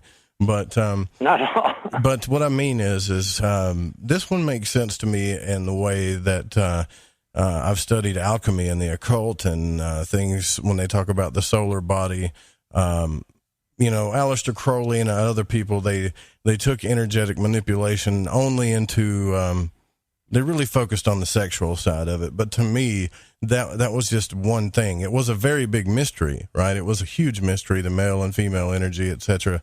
But there's other ways that we can give energy, and I'll get into that later. But I think when people talk about the Egyptians understood a different kind of electric technology, that it has to relate to what we call like Hermetic Alchemy, which is still a secret handed down to this day that only a couple of people I've heard talk about it say they know the keys to this. Turning lead into gold was actually a fundamental of energetic transformation into what they call the solar body. And I know during the break you had mentioned to me something about the celestial body, and I said, well, that's great. Let's talk about that, and maybe we can tie the two together. So what are your thoughts on that? Okay. Do you think that that's what they had going on possibly? Yes, I think one of the things that modern science just refuses to acknowledge is the influence of celestial events. Planetary bodies, stars, star clusters, the sun, the moon, all have an influence on planet Earth. And I think the ancient form of chemistry, you mentioned as alchemy, was a process of which they were able to take, basic elements, and they really only had a few elements that actually used. They had gold, silver, copper, iron, mercury. They made mercury, lead, tin, antimony, arsenic, sulfur, and sodium chloride. But they made other things out of them. I think that the basic belief is you can take one thing and turn it into something else. You can't take nothing and make something out of it. You had to take other tangible items and you could change them. And I believe that was the alchemical process. But I think the big secret to it was celestial timing. Scientists believe that in order for it to be a scientific fact, it has to have the same reaction every time, 24/7. It'd be exactly the same. But in reality, it's not. There's been some great breakthroughs that Michael Kugelan wrote a book, Cosmic Clocks, Outside Influences of Chemical Reactions. Giorgio Picardi in Florence, Italy, did 20 tests per day for 9 years to prove that solar flares had an effect on chemical reactions. So now tying this together, I think the big missing component is that it's all about timing. when things interact with them, and that has to do with the position of planetary configurations or big massive stars way out. But I believe the ancients understood when they were important. And I think there was what I call a portal of opportunity, and it usually only lasted about 3 minutes. And I think what happens is one heavenly body will get in. See, those stars out there are pulsating energy towards us. They're all pulsating 24/7. Now, if that is the norm, 24/7, what happens when something gets in front of it and actually stops that, so it no longer influences us on planet Earth? It actually blocks it. I think that is when they have the opportunity. They actually were the ones that came up with the timer, like the egg timer, a 3-minute with the sand that goes through an hourglass. So as soon as they realized, and they had devices, they had what was so-called a game of Senate, was actually a astronomical device when set up properly, and it had to do with the shapes of the pieces that you put on there. The shadow would move over into different boxes. I actually made one, experimented with it, and had some amazing results of them pinpointing at different stars at specifically the same time. So I believe this thing of timing is the missing ingredient in modern day understanding of the ancient art of alchemy. I think that we need to do more experiments. In fact, there was a situation that happened with those fellows in Utah where they did that so-called tabletop fusion, and then they couldn't reproduce it. I would like to know the exact time of day and what was happening in the universe when that happened, because that might have been a real key thing to them doing to recreating that. Again, modern science won't accept the fact that it can happen occasionally or, at specific times. But I really believe the ancients had the ability, just like the ability to know an electrical storm was on its way, to know where these huge heavenly bodies would be at a specific time. And some of these may only happen once a day, once a month, once a year for the more important ones, that they were able to do some of these really unique things that we can't understand. And I really believe they were able to create just about whatever they wanted to using that alchemical process. Interesting. So there was a timing aspect to it. See, this is something I've never heard before. Almost like a doorway or some type of portal opens up. Yep. There are, again, what I refer to as the portals of opportunity. They only last about 3 minutes.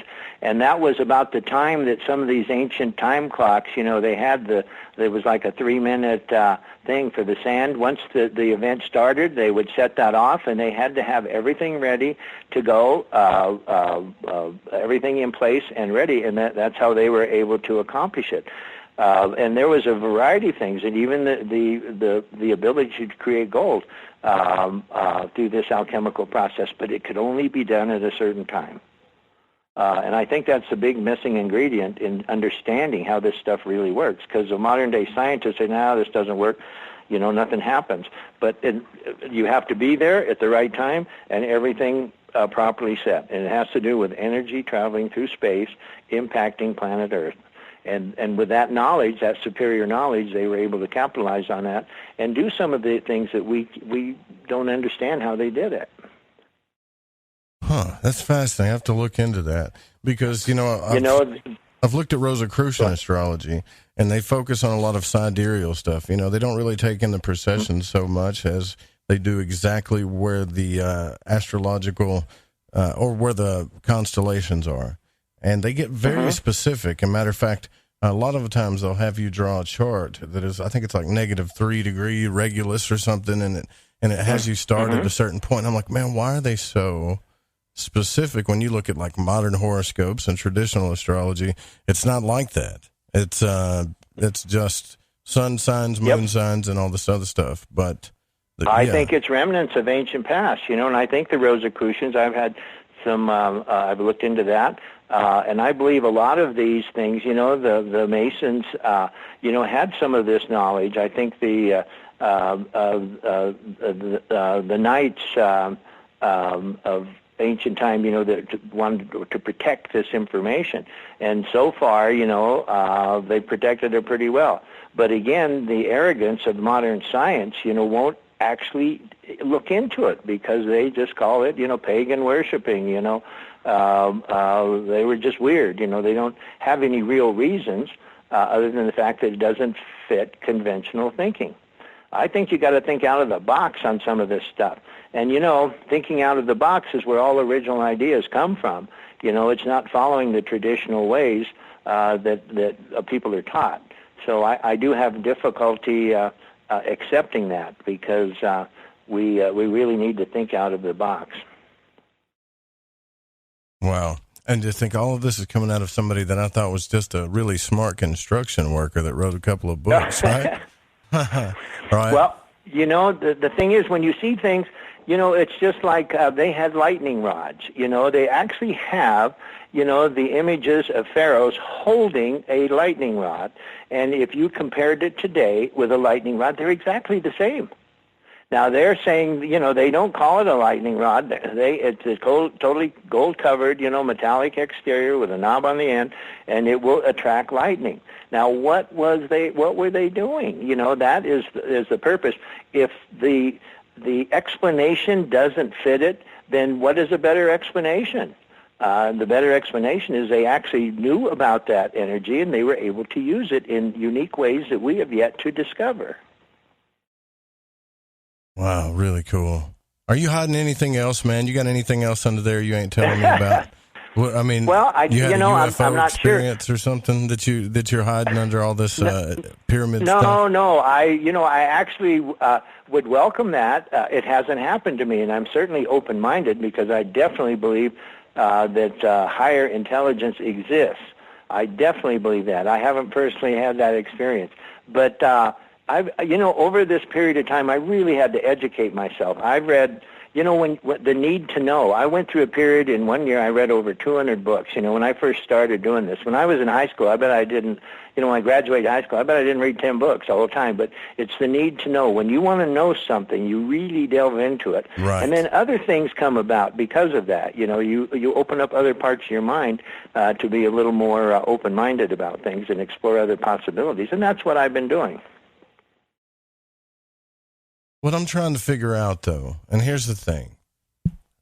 It took a lot of instruments for us to understand the anatomy of things, the atomic structure of electricity, all of that, right? I mean, it really did.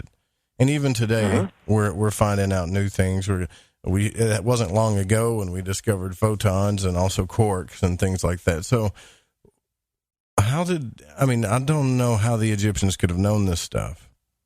Or did they just know? Somebody had to teach it to them. That's what I believe. I think that they, I think there are many people, many teachers have come in the past, Buddha, Muhammad, Jesus, teachers that come from the other side.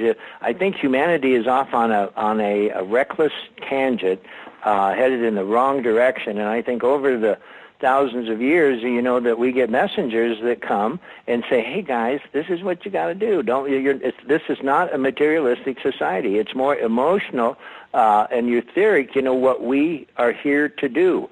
But we've gotten off on this materialistic tangent that has become, in some people's mind, their God. The more money you have or the more money that you can make is what we're supposed to be doing. I personally do not believe that.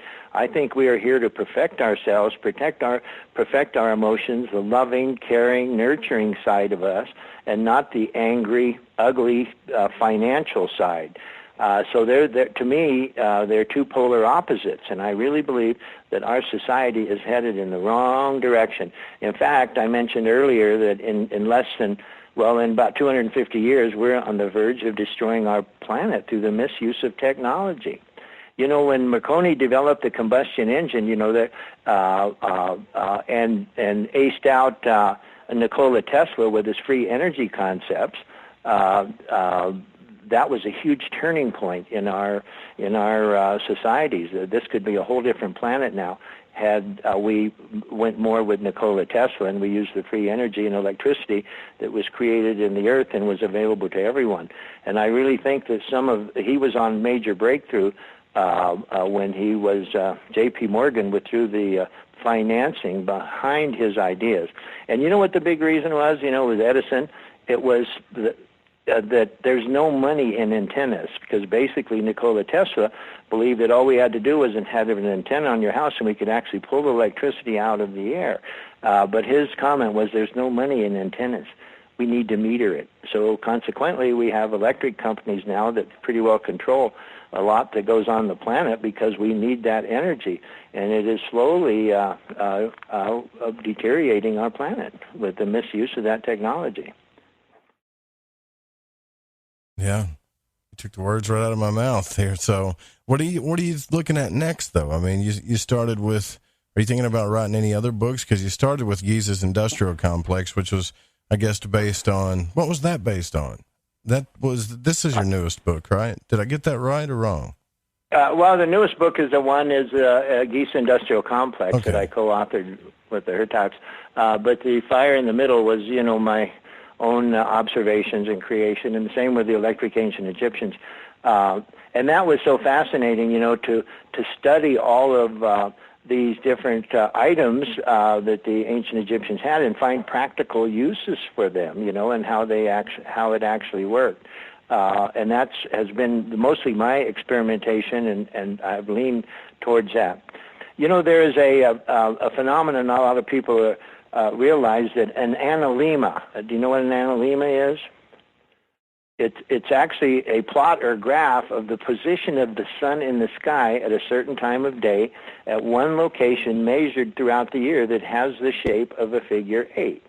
Now, that is a phenomena that takes place anywhere on the earth. It can be photographs. I have actual photographs. It takes a year, one whole year, to photograph an analemma, but what it looks like is a figure 8. It's kind of a stretch figure 8 in the sky, and it's actually a distinct pattern. Now, when the sun, I saw one of the Egyptian gods that had a headdress that looked like the analemma. I thought, holy moly, how did they know? Because you can't see it with the naked eye. You have to follow it for a whole year. And it's so simple. Today we need calculators and computers to do everything. But if you want to actually see an analemma, anyone can do this. If you have a south-facing window in your home, all you have to do is on the window ledge put a little reflective, it could be a stone, it could be a piece of metal, it could be a coin, and every day as the sun comes up and passes over, it will cast a shadow up on the ceiling of that room. And if you put a dot there, you mark it. You got to do it at the same time every day, say 9 o'clock in the morning or 12, whatever time you want. You put a dot there. Over a period of a year, you do that every day, you will draw an analemma that you created yourself. Now, the fact that the sun god had his head the same shape as an analemma put my mind to, oh my gosh, what is going on here? Did they know about this? And obviously they did, because it ends up being the mean standard for all calculations, this analemma that you can create yourself. Now, this I mentioned before about this Senate game, which I believe was an astronomical device to tell you what was going on in the heavens. Now, these game pieces, they call it a game board, but I don't believe it was a game board at all. But it was this special device. But the pieces, again, are the analemma shape. And the shape, when it's outside facing north, the device facing north, these patterns move around in these squares, and they point to specific locations. What I did is I took, and I got a replica of a Senate game, an exact replica of the Senate board, and so I started experimenting with it. And what I did is I put the ecliptic curve in there, which is the path our planet moves over a period of a year throughout, and it's like a sine wave, a stretched out sine wave, and I imprinted it on that board. And so what I did then was then I went and I found out all of the stars that the ancient Egyptians talked about. There's like 55 of them that they mentioned, all of these major stars. And I put little pins in those exact locations. And by placing those pieces that were shaped like the analemma, the pattern, as I watched it, moves around, and at certain times it points to that exact spot.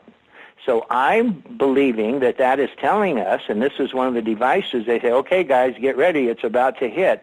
When that shadow moved into that particular square and pointed to that specific spot where that star was in the heavens, I think it was telling us what down here on planet Earth, what's going on way outside there that we can't really see. And it's done through shapes and shadows.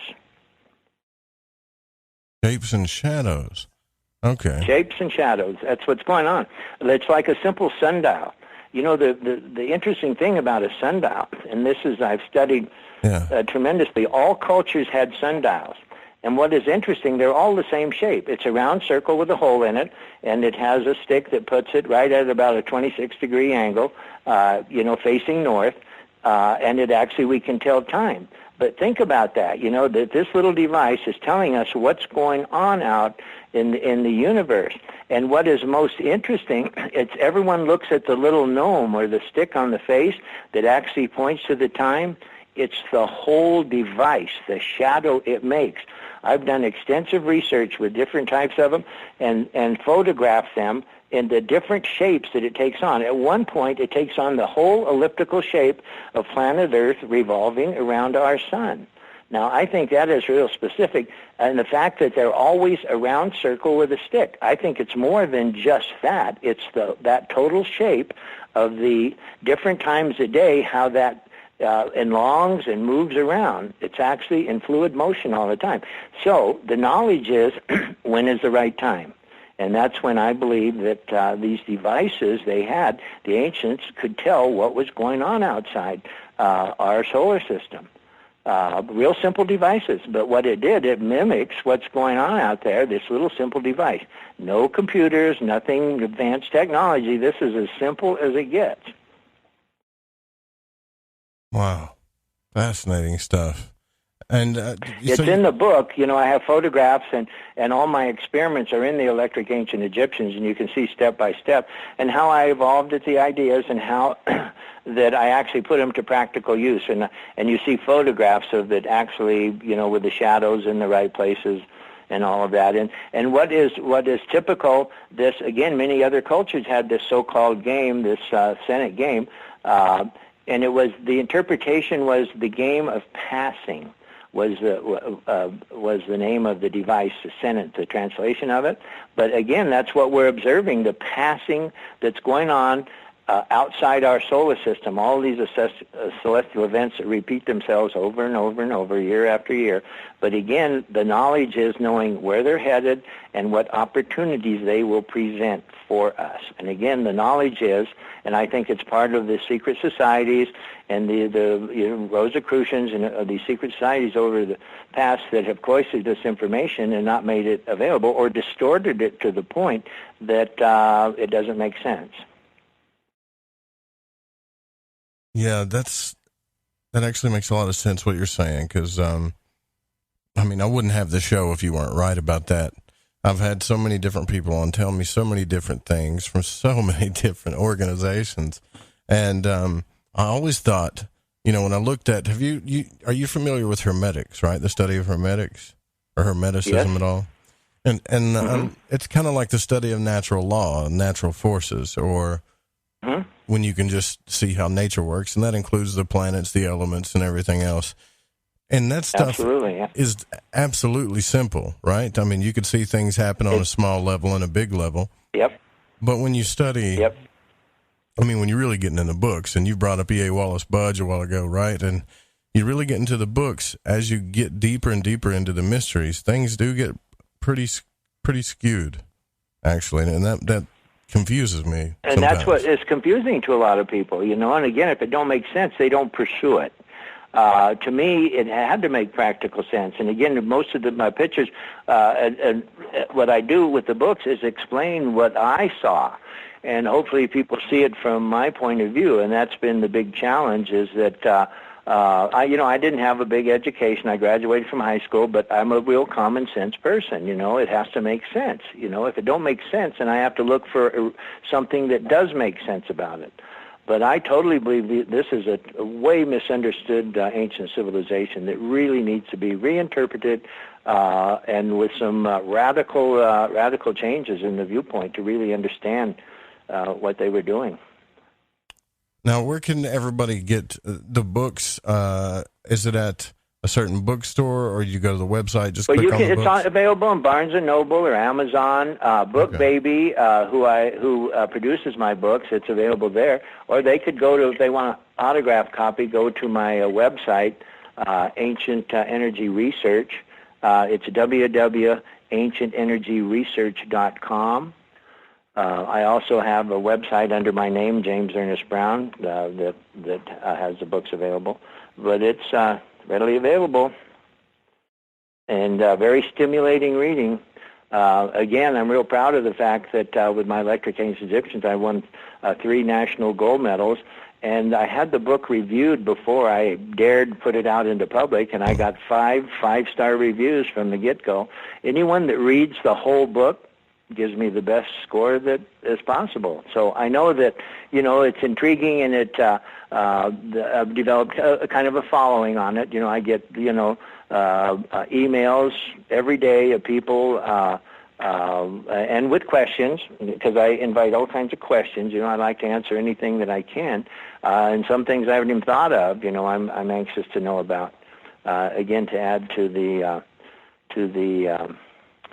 information. Yeah, well, I'm getting. I've just figured that out too, because I'm getting some messages from people that be like, Joe, I can't believe you don't know who this guy is, and I'm like, I'm sorry. You have to forgive me. I'm of a younger generation on the radio. You think everybody expects me to know every big name out there, right? But I don't. Yeah, well, no, it's not a big name. It's just this information's only been out a couple years, and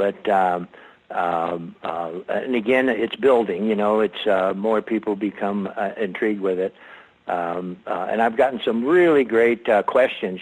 People emailing me, ask me some questions, which really opened my mind to further exploration in certain areas. Right. One thing I would like to mention, this fella Edward Leedskalnin, who kind of triggered some of my early interests. He created what they call the Coral Castle in Homestead, Florida.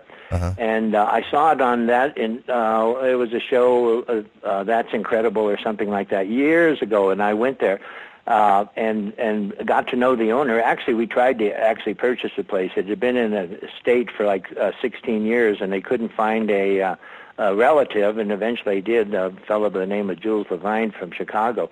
And I actually tried to purchase it, but the family didn't want to do it. But I thought if I lived there, I could figure out what this guy did. A man, he weighed 100 pounds, Edward Leedskalnin. He came from Latvia. He was born in 1887, and he passed away in 1993.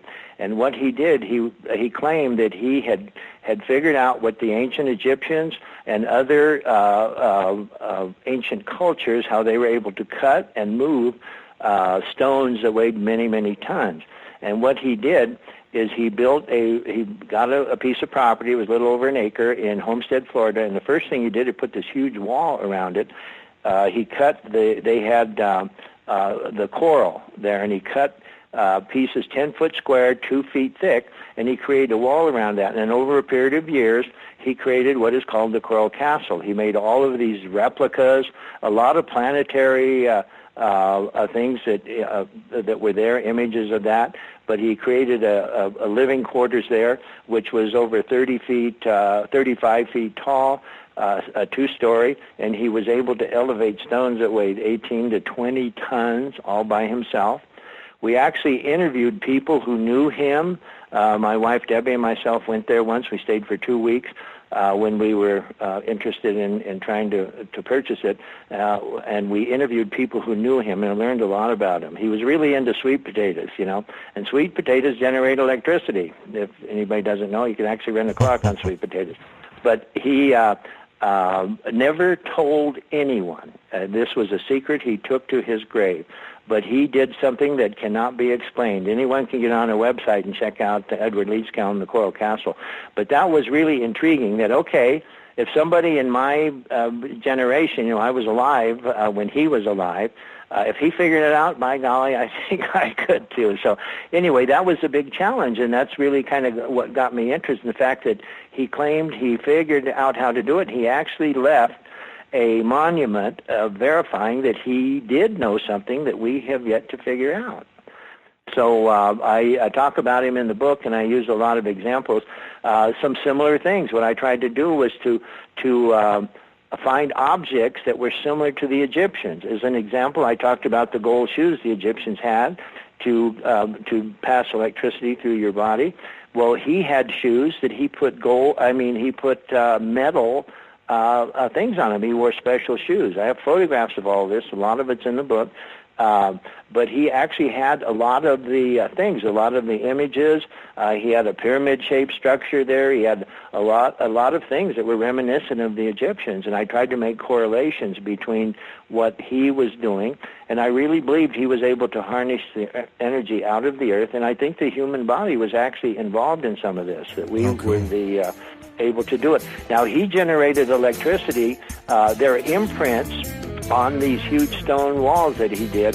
They're about 2 inches wide and about 3 foot long. They were old leaf springs that he went to the dump and he got old leaf springs, and he got those so hot they actually burned their way through the coral, and it had to be electricity that he tapped into the earth to do that. James, I got to take a break here, but I'm going to try to get some of these questions that I've seen. I got a couple of text ins and some other questions, and if you guys want to talk to James, you can use the call-in line too. It's 1-800-588-0335. James Ernest Brown is the website. JamesErnestBrown.com. Ernest is ERNEST. I'll be right back.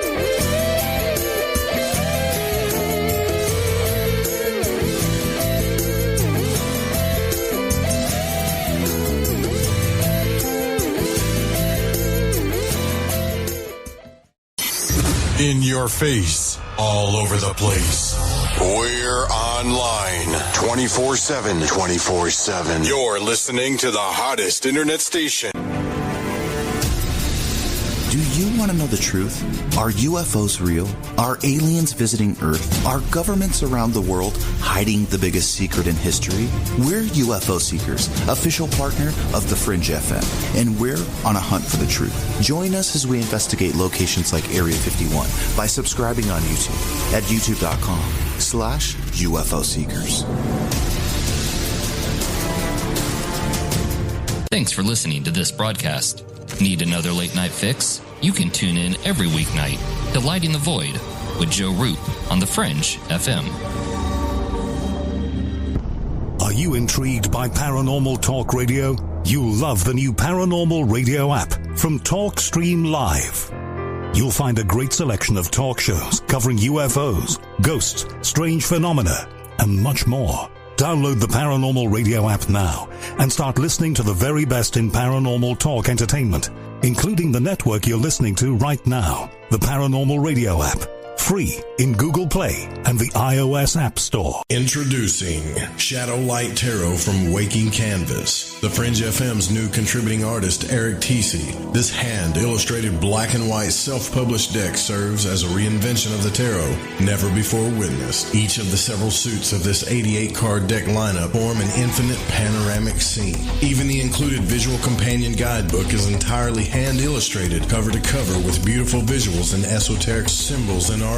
The newly released deck comes in a custom magnetic box with its own travel pouch. The Shadow Light Tarot Premium Deck and its travel-sized mini deck Wonderlight Tarot are both available now from WakingCanvas.com. If you use the code word FRINGE, that's FRINGE at checkout, you'll receive an extra 10% off your entire order. To discover more, including a free reading and time lapses of all the illustrated artwork, make your way over to WakingCanvas.com today. That's WakingCanvas.com.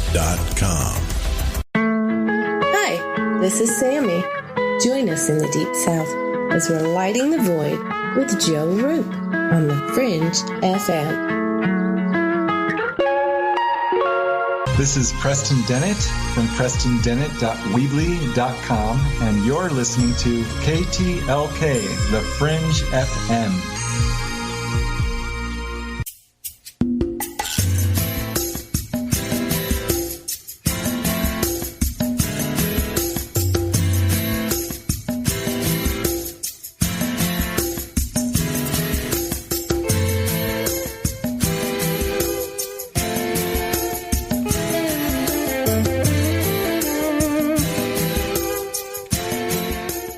James Ernest Brown is our guest tonight. We're talking about electric Egypt and, most well known for writing Fire in the Middle. And this has been a really good conversation. I mean, we took it from the Giza Pyramid to electric ancient Egyptians. And now we've actually talked about alchemy and some deep esoteric stuff here. I think the problem, what the biggest problem about the mystery school stuff that you were talking about earlier, James, is that maybe some of these secrets are dangerous to give away. I mean, I don't know if we've talked about the dangers of some of this stuff, but if you think about electricity, and I brought up spontaneous combustion, but you had said something to me during the break that kind of made me think a little bit about that the Egyptians used pure gold, which is 100%, and I think you had mentioned that we only use 99%. Do you think it's possible that all this stuff has been kept extremely secret and hidden because it's dangerous? Well, I think so. Just think, if there was a formula to make gold, how it would change the economic balance of the world. What if everybody could make their own gold?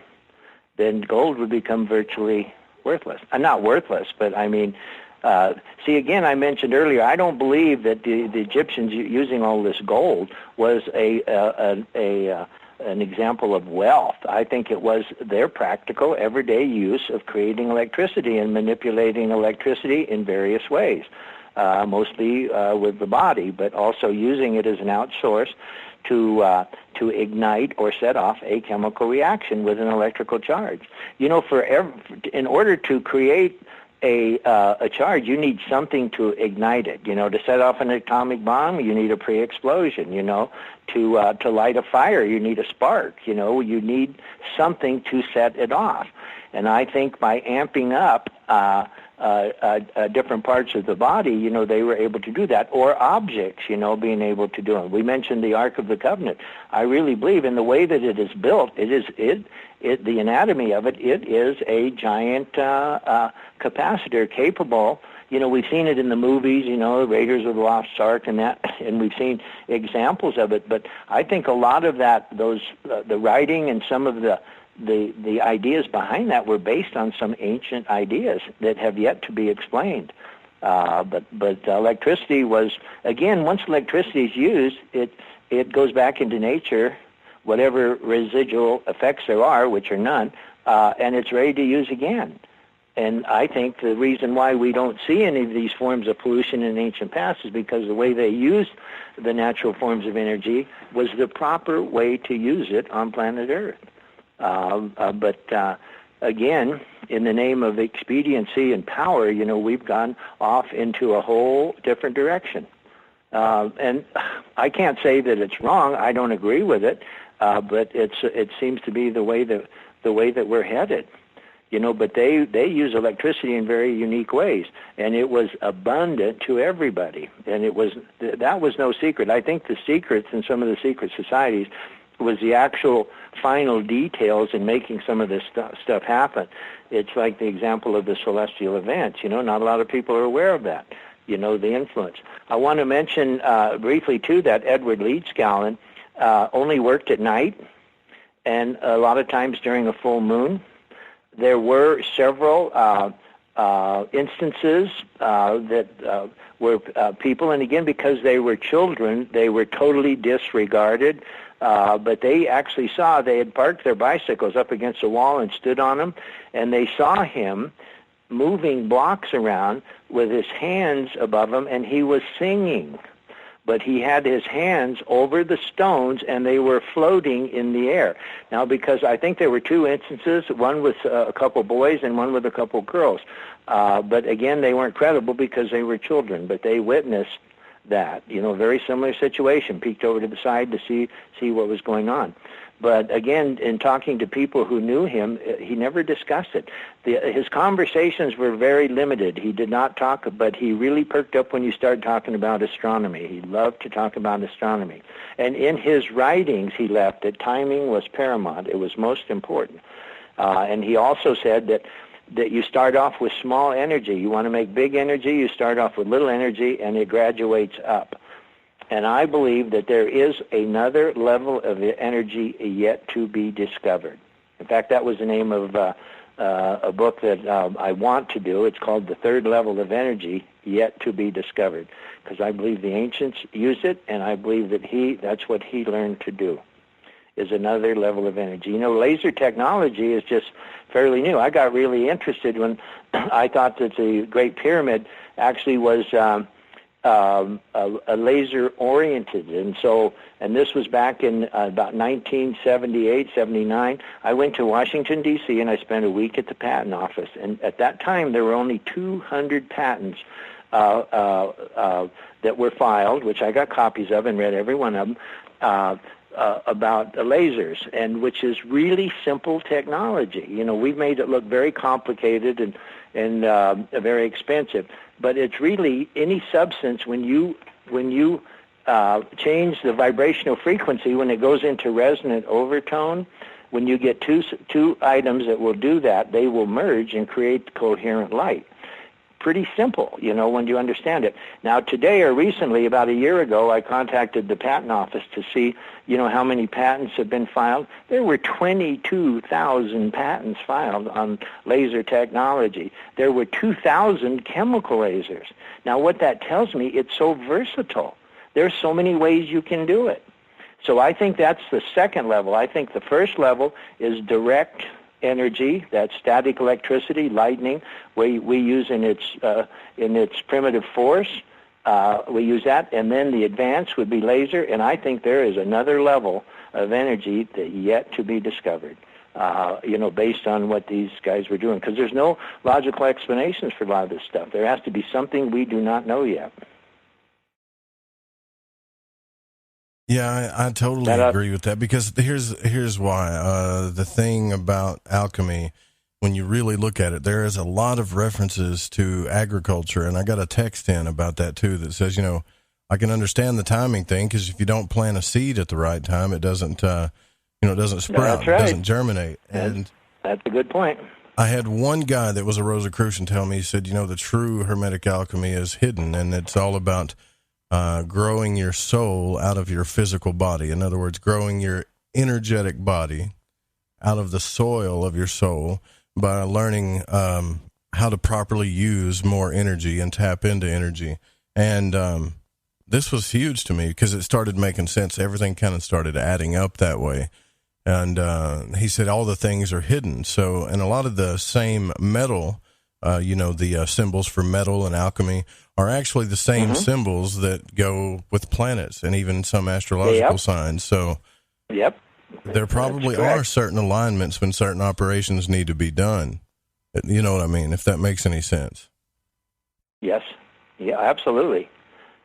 Because everybody talks about portals, like physical portals on the earth, where there's a portal under the Sphinx because this book said, or Thoth said, that there's a portal under the Sphinx. Well, what if that was a metaphor? Because the riddle of the Sphinx is all about, you know, the ox, the lion, the eagle, and the bull, or the man and the bull, right? Yes. So it could be a metaphor for something that we're supposed to do in operation. I don't know. I'm still trying to figure it out. Sure, or misinterpretations of, you know, a lot of this is based on, you know, what they're trying to figure out with the hieroglyphics. And when you look at the interpretations, it could go either way, you know. I mean, and again, if you don't totally understand the language, you don't get the total picture. And that's why I think the pictures that they left were illustrations, procedural illustrations on what to do. There are literally hundreds and hundreds of examples that I cite in the book that I, you know, can't go into now because of time restraints, but the knowledge is there. You know, we just have to spend the time to decipher it and come up with more meaningful ways of explaining it, and I think they would make more sense. And, you know, that's sort of been what my work has been, is to take these photographs and I study them and I say, well, what could they be doing? You know what? And I notice, gosh, their feet aren't on the ground, you know. Or their feet are off the ground and they're barefoot. Or they're holding one thing, they're touching certain parts of the body on other images or other people. Why are they doing this? You know, what could they possibly be doing? And so you can come up with alternate ideas, and then you have to explore those and elaborate on them. You know, the thing with the electricity, on my recent trip, we were able to, and that's why I'm going to challenge the interpretation of the hieroglyphics. We were able to go to the Valley of the Queens, which they've never allowed you to go into their tombs, you know, in the past, but this time we were able to. And we were able to get photographs of actually two different images in two different locations. One was the Valley in the Queens, and the other was at Abydos, where the queen had her hands outstretched, and that same symbol that they are interpreting as water is I believe, electricity. And it's at the palm of the hand that generates the most static electricity than anything on planet Earth. So I think that image is telling us this is the power source, and it's electricity, not water. So that's why it's, to me, somebody has to take a serious look at this and go through and reinterpret some of this stuff, because it just doesn't make sense. And E.A. Wallace Budge has just a real sordid past, you know, when you look into what kind of a character he was. So, and he was the one given credit for most of these interpretations, and I just don't think he was on the right track. Right. Yeah, well, I think a lot of them were off track a little bit, because they never agree on anything, you know? That's it. When it gets to right down to the everybody wants stuff, their idea to be right, you know, and that's the problem. You know, they boo-hoo everything else. Hey, well, let's look at that. I mean, when it comes to your theories and hypotheses, this would be great if you could actually get some type of scientific proof, either through demonstration. Have you thought about that at all, or have you tried that to maybe build a model or something and show how this could be real? Well, you know, I want to. That's my desire. However, our construction business is just crazy right now, and it's just limited time to do this. I mean, this is a passion for me, and I will, you know, cancel appointments and do anything to be able to pursue this. But the reality is we have a family business, and it requires a lot of time. But I definitely, in my total retirement time, is we live on a property in Pagosa Springs. We have a river that runs through our property, and I have the ideal situation to create a model of the Great Pyramid at Cheops, and using modern technology, I believe I could duplicate it, and I would divert our river to run into it and out. It's not a huge river. It runs year-round. It's about 35, 40 feet wide. But I have the ideal situation to do that, and that is on my agenda to do. But it would be simplified. You know, you don't need the whole solid structure made out of stones. All you need is the shape. And what is interesting about the shape, it's the 51-degree angle of the sides of the pyramid. When you orient it to north and south, the magnetic north and south, then this energy emanates out of the physical presence of the pyramid. Now, in years past, they called it electromagnetic force field, but now they just refer to it, scientists here 40 years later, they refer to it as subtle energy. They don't know exactly what it is. But I believe what it is, it's the shape of the pyramid with a 51-degree angle oriented north to south, allows a portal for telluric currents to escape. And there are actually photographs of the pyramid with the glowing corners and glowing energy. You can actually see it. I've been on top of the Great Pyramid several times, you know, and you feel a real unusual energy field when you're there. They don't allow you to do it anymore, but years past we could actually go up there, you know, with photographers and things, and get on there and take pictures. But I've seen pictures in books and stuff at specific times where you can actually see on the corners of the pyramid with this glow coming out of it. So, and again, scientists don't know what to do with this information. You know, there was a big hullabaloo recently about they discovered that they claim there's a secret chamber inside the pyramid. Mm-hmm. I don't believe that, you know, that is true at all. In fact, I did a talk show with Dr. Carmen Bolter, who did the Pyramid Code. She's been endorsing my work. But she showed me 3 photographs. There were 3 companies, and what everybody got excited about was that they all came up with the same image that looks like sort of it's up near the in the middle of the pyramid near the king's chamber. But there were 3 different companies, and they took it all from the same location inside the queen's chamber. In fact, we were there this last time. We witnessed all the equipment is still there. But of these things, and now they're calling it these muons, that they were able to record.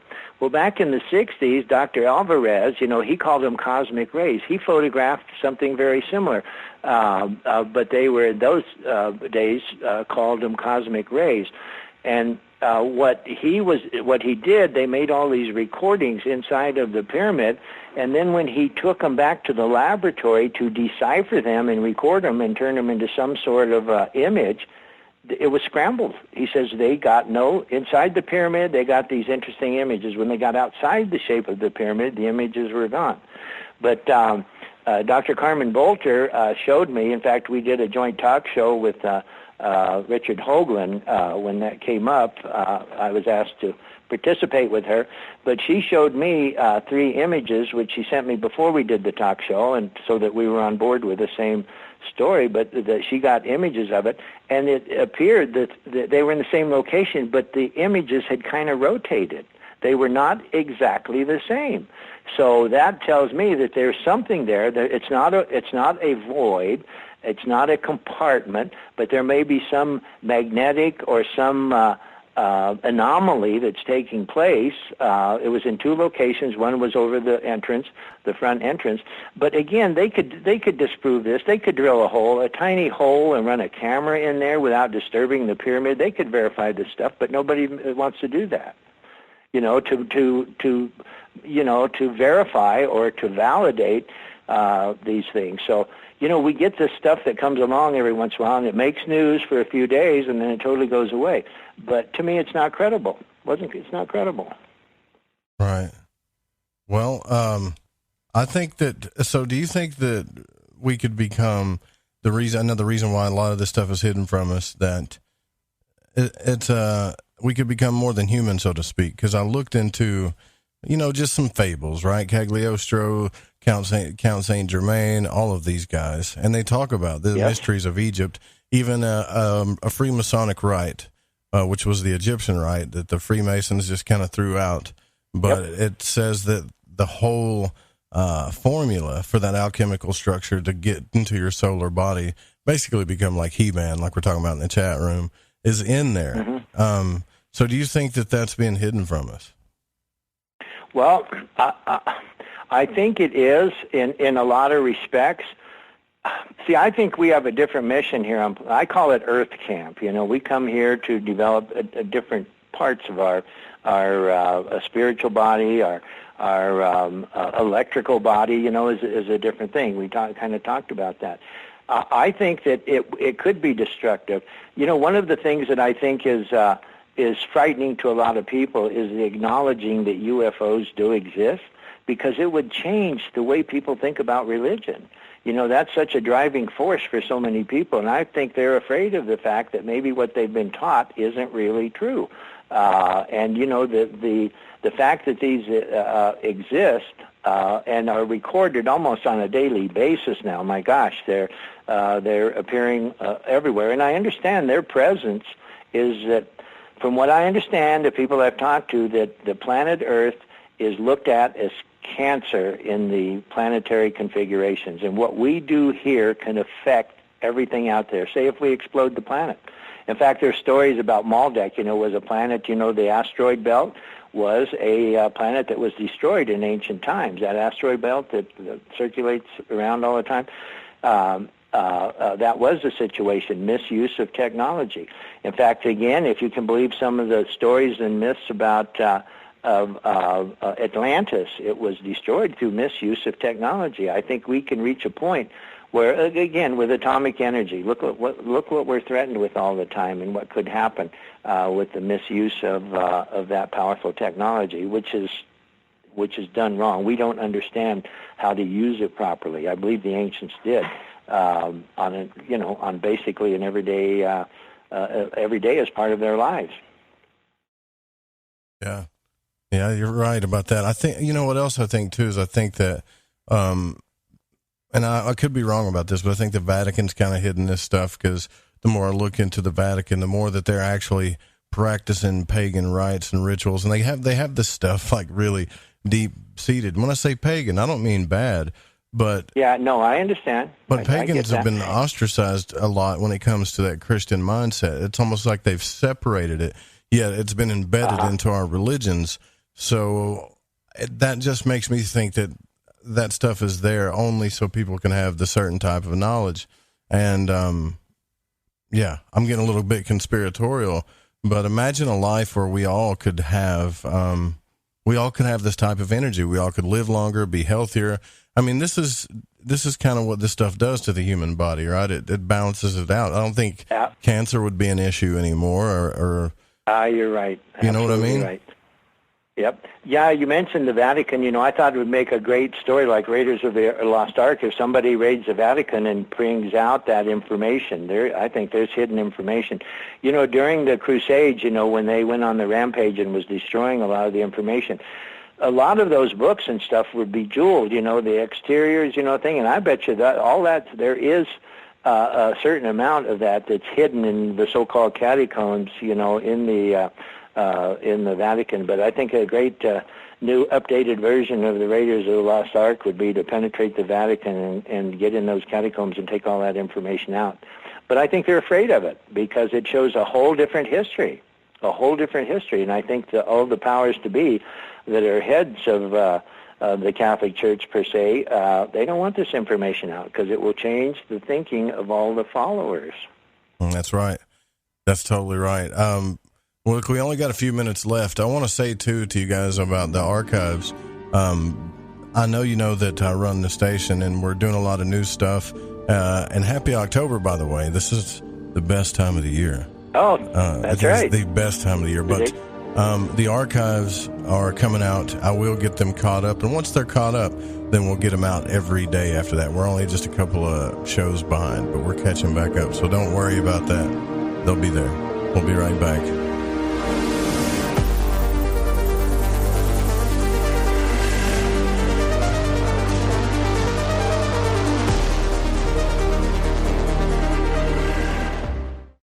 This is Corbin, son of the one and only Joe Root, and you're listening to The Fringe FM.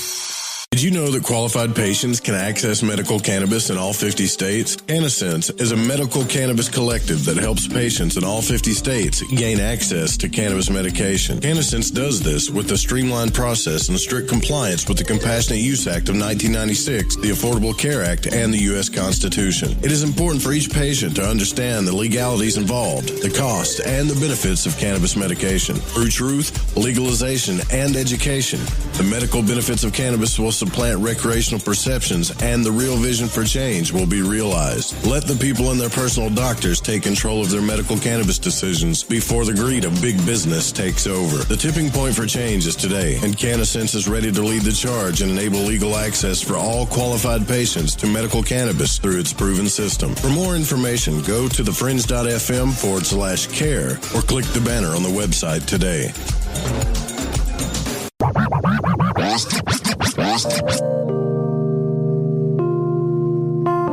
This is Elle.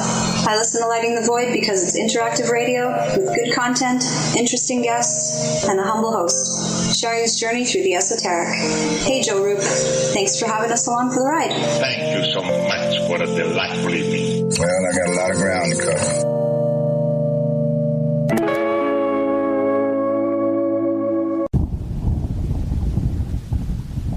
You're listening to the Fringe FM, and I'm Michael Deacon reminding you can find my show right here on the Fringe FM every Sunday night at 9 p.m. Pacific Standard Time, 12 p.m. Eastern Time, or by going to michaeldeacon.com. The choice is yours. Right, me old Chiners. I know it's an ad break, but before you lot shoot off and make yourself a cup of Rosie Lee or whatever else it is you're going to sling down your Gregory Peck, you need to listen to me babble. If, like me, you found your way to Lighting the Void via a downloadable podcast, you might want to take a butcher's at the Fringe FM Wind and Kite. You won't Adam and Eve how many other shows there are or what they rabbit on about. Ancient history, conspiracy, the consciousness, the esoteric, the occult, metaphysics, parapolitical, ufology, tech technology and spirituality, to name but a few. They got featured hosts like Ryan Gable, Jeremy Scott, Alex Exum, Tim Doyle, Cortana and Gigi, Susanna Ross, the Reverend John Polk, Michael Deacon and J.D. Lewis. You might find yourself listening to the thoughts and theories of the author of the fish you just finished reading. Or you could pick up the dog and bone, call in and tell everyone your own beliefs or experiences. So do me a favour, before you put on the Ansel or crack open a bottle of vino or roll a joint, go to the Fringe FM and see what you're missing. This is Stephen Canyon, and you are listening to The Fringe. The Fringe FM. I think by now we can get the information. I love magic, and on Lighting the Void, each and every week, you will get to hear shows about magic, mysticism, and many other subjects that stretch your mind and imagination. So when I got my mind on the magic and the magic on my mind, I listened to Lighting the Void on the Fringe FM. It's magic. May the gods look with favor upon you. You're wondering what we're going to do to you, aren't you? I'm getting older and noticing that my body just doesn't work as well as it used to. So I like to keep fit as possible by hitting the gym a few times a week. Recently, I started having a nagging bicep pain, and it got so bad I couldn't even lift the weights. When I was complaining about it to a friend, he told me about angioprim. He said chelation helps remove toxins, heavy metals, and cholesterol in veins and arteries that may cause blockages. You know, after just 1 week of taking angioprim, the pain was gone, and now I'm back in the gym full strength. Scientific research proves the active ingredient in angioprim has superior oral chelation action that helps promote cardiovascular health. So to learn more, go to angioprim.com. That's ANGIOPRIM.com, or talk to a trained consultant. Call Angioprim toll free at 877-882-7221. You'll feel better with more energy. Call 877-882-7221 or go to the website angioprim.com. Okay, here we go. AncientLifeOil.com. AncientLifeOil.com. Now this is for CBD. AncientLifeOil.com. Again, for CBD.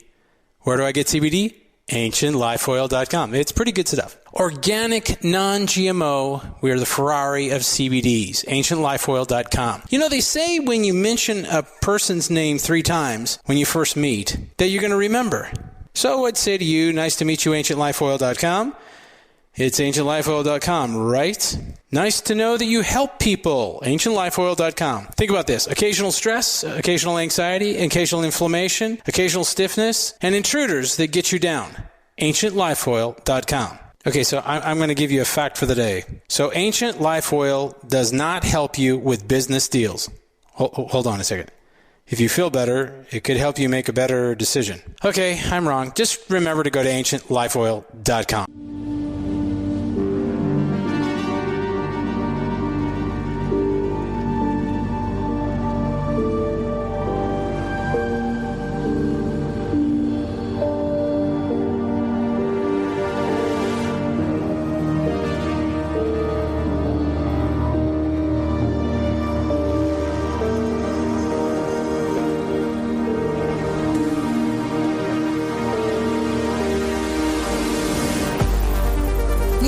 To Lighting the Void. The call-in number is 1-800-588-0335. If you would like to text, you can text in at 501-777-5631.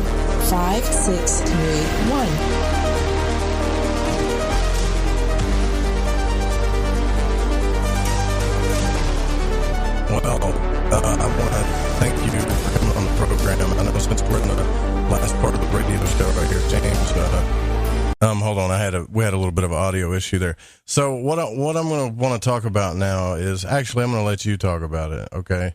And I can totally understand why we had an audio issue because this is a sensitive subject, right? I thought I fixed that. That's right. Well, it's dang program without that glitch, and it happened right at the end. Okay, but anyways, this is a sensitive subject that we've talked about on the show before, and I think you can explain it in a little bit better way. It's going to kind of shock some folks, But this is like one of the highest secrets in the mysteries, and I think it needs to be brought up. So, okay. Go ahead. You can start however you want to start this. Okay. Well, the book, Electric Ancient Egyptians, on the cover is an image of a photograph that we took in Egypt, and it shows a pharaoh, the god Men, with an erection, and is actually ejaculating, which appears that is being collected by an attendant, a Sem priest who helped the pharaohs. Now, when I saw that, it was jaw-dropping. I thought, what on earth could be going on here? What are they doing? And I was familiar with a lot of the ancient Egyptian myths about creation, and they talked about a lot of the Egyptian pharaohs that were using sperm to do other things, human sperm. So that piqued my curiosity. And again, this has nothing to do with sex. It has to do with just practical using natural resources. So as I started researching, I found these images where they actually showed the same god Men that was ejaculating with a sperm, the actual shape of a sperm that if you looked at a microscope today, it's invisible, but you'd have to look at a microscope. It's exactly the same image, and it is overlaid. There's images of it in the book, Electric Ancient Egyptians, and to me that was just baffling. I just could not understand what that was about, and what they were doing was collecting this sperm in a very unique little container. The Egyptian priest that was there with the pharaoh collecting it. And then I have other images where this same device is being poured over items that are on what is called an offering table. I call it a transforming table, but an offering table. And I believe that the sperm was the catalyst to set off a chemical reaction to do transmutation or to do alchemical processes. Now, come to find out that the male sperm, it actually has an electrical charge. Dr. Teresa Woodruff of Northwestern University in Chicago, she actually was able to measure the electricity in human sperm. And a lot of things that she discovered, and one of the things was sparks literally fly when a sperm penetrates the egg, when you're conceiving a child. And again, this has nothing to do with that. I think it is one of the most powerful explosions that can take in a natural setting that can take place on planet Earth.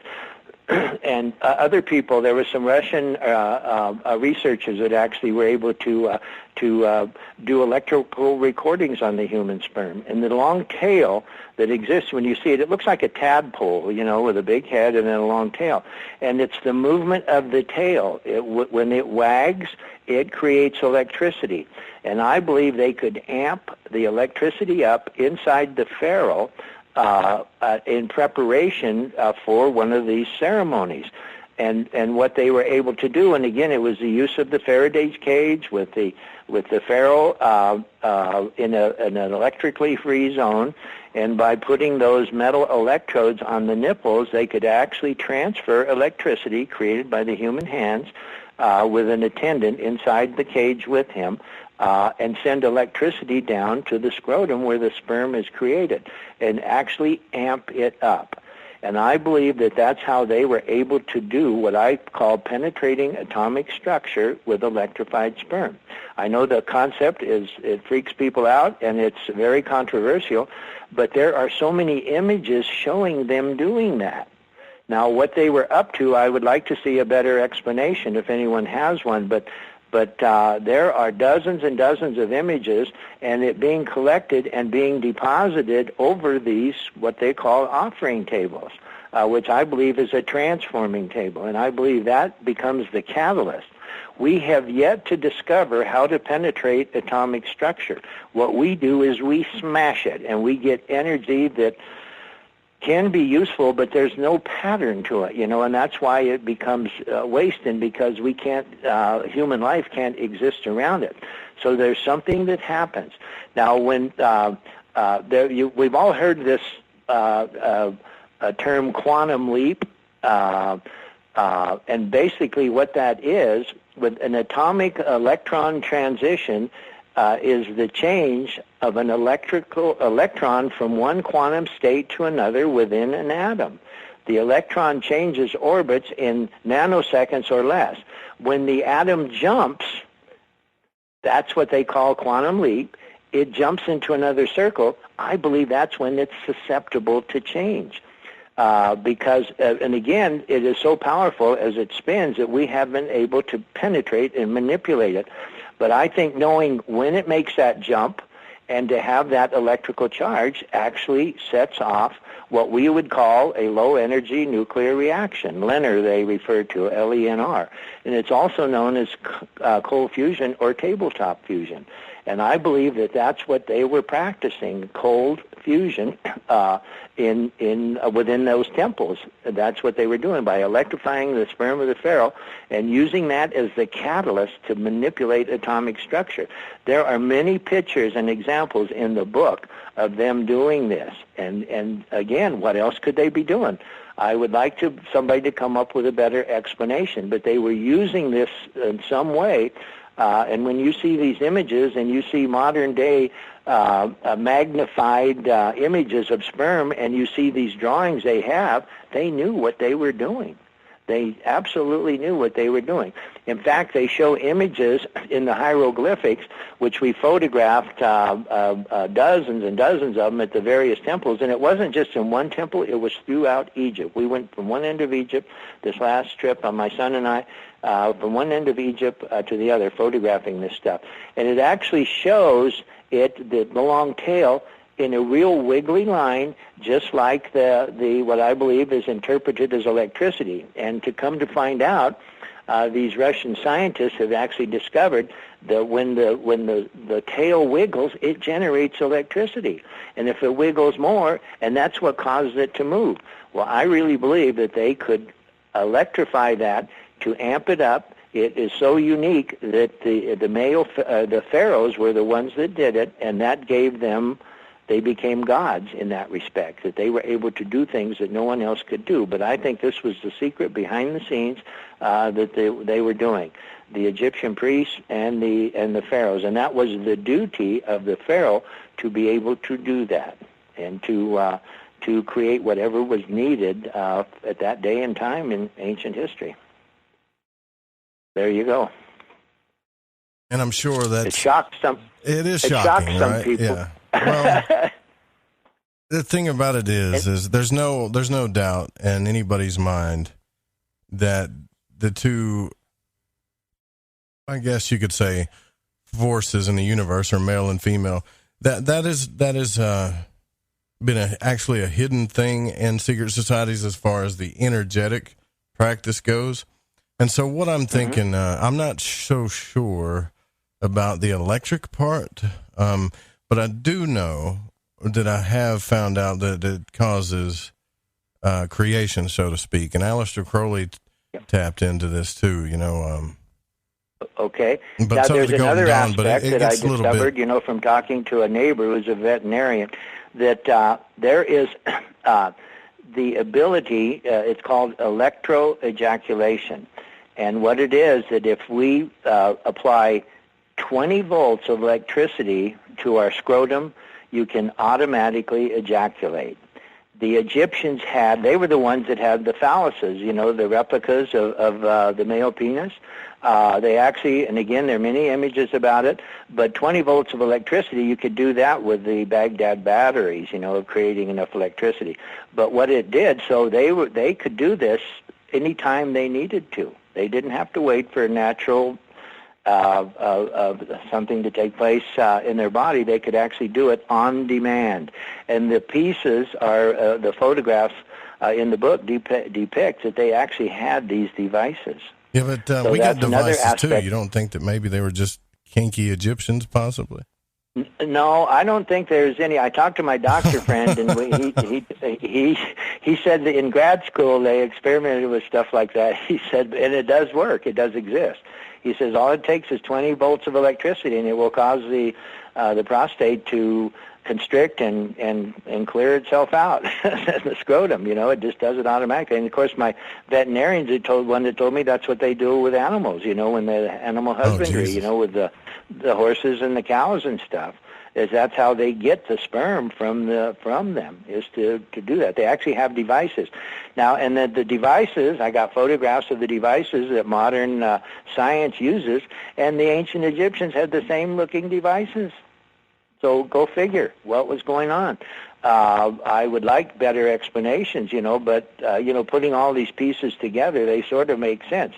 And I know as unsavory as the idea may seem, I really believe, and again, it had nothing to do with reproduction. It had nothing to do with sex. What it had to do with was being in charge of the society, and that was their responsibility, and that was the knowledge of that time.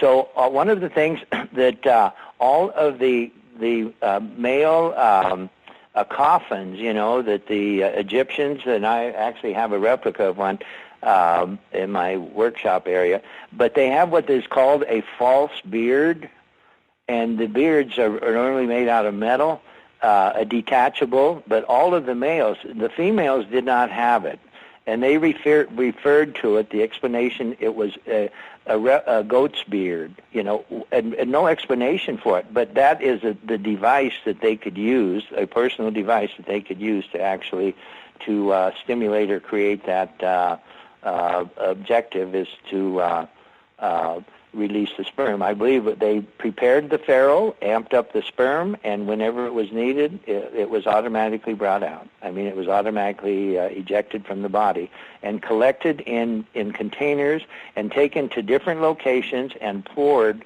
You can actually see them the images, them holding it over the pile of items. And these items are symbolic. I figured out some of them on these tables because you really have to study them. But one of them, one of the items is the ox hind leg of an ox. But that's really the Big Dipper constellation. That's what it means. Is the hind? That's how the Egyptians represent it.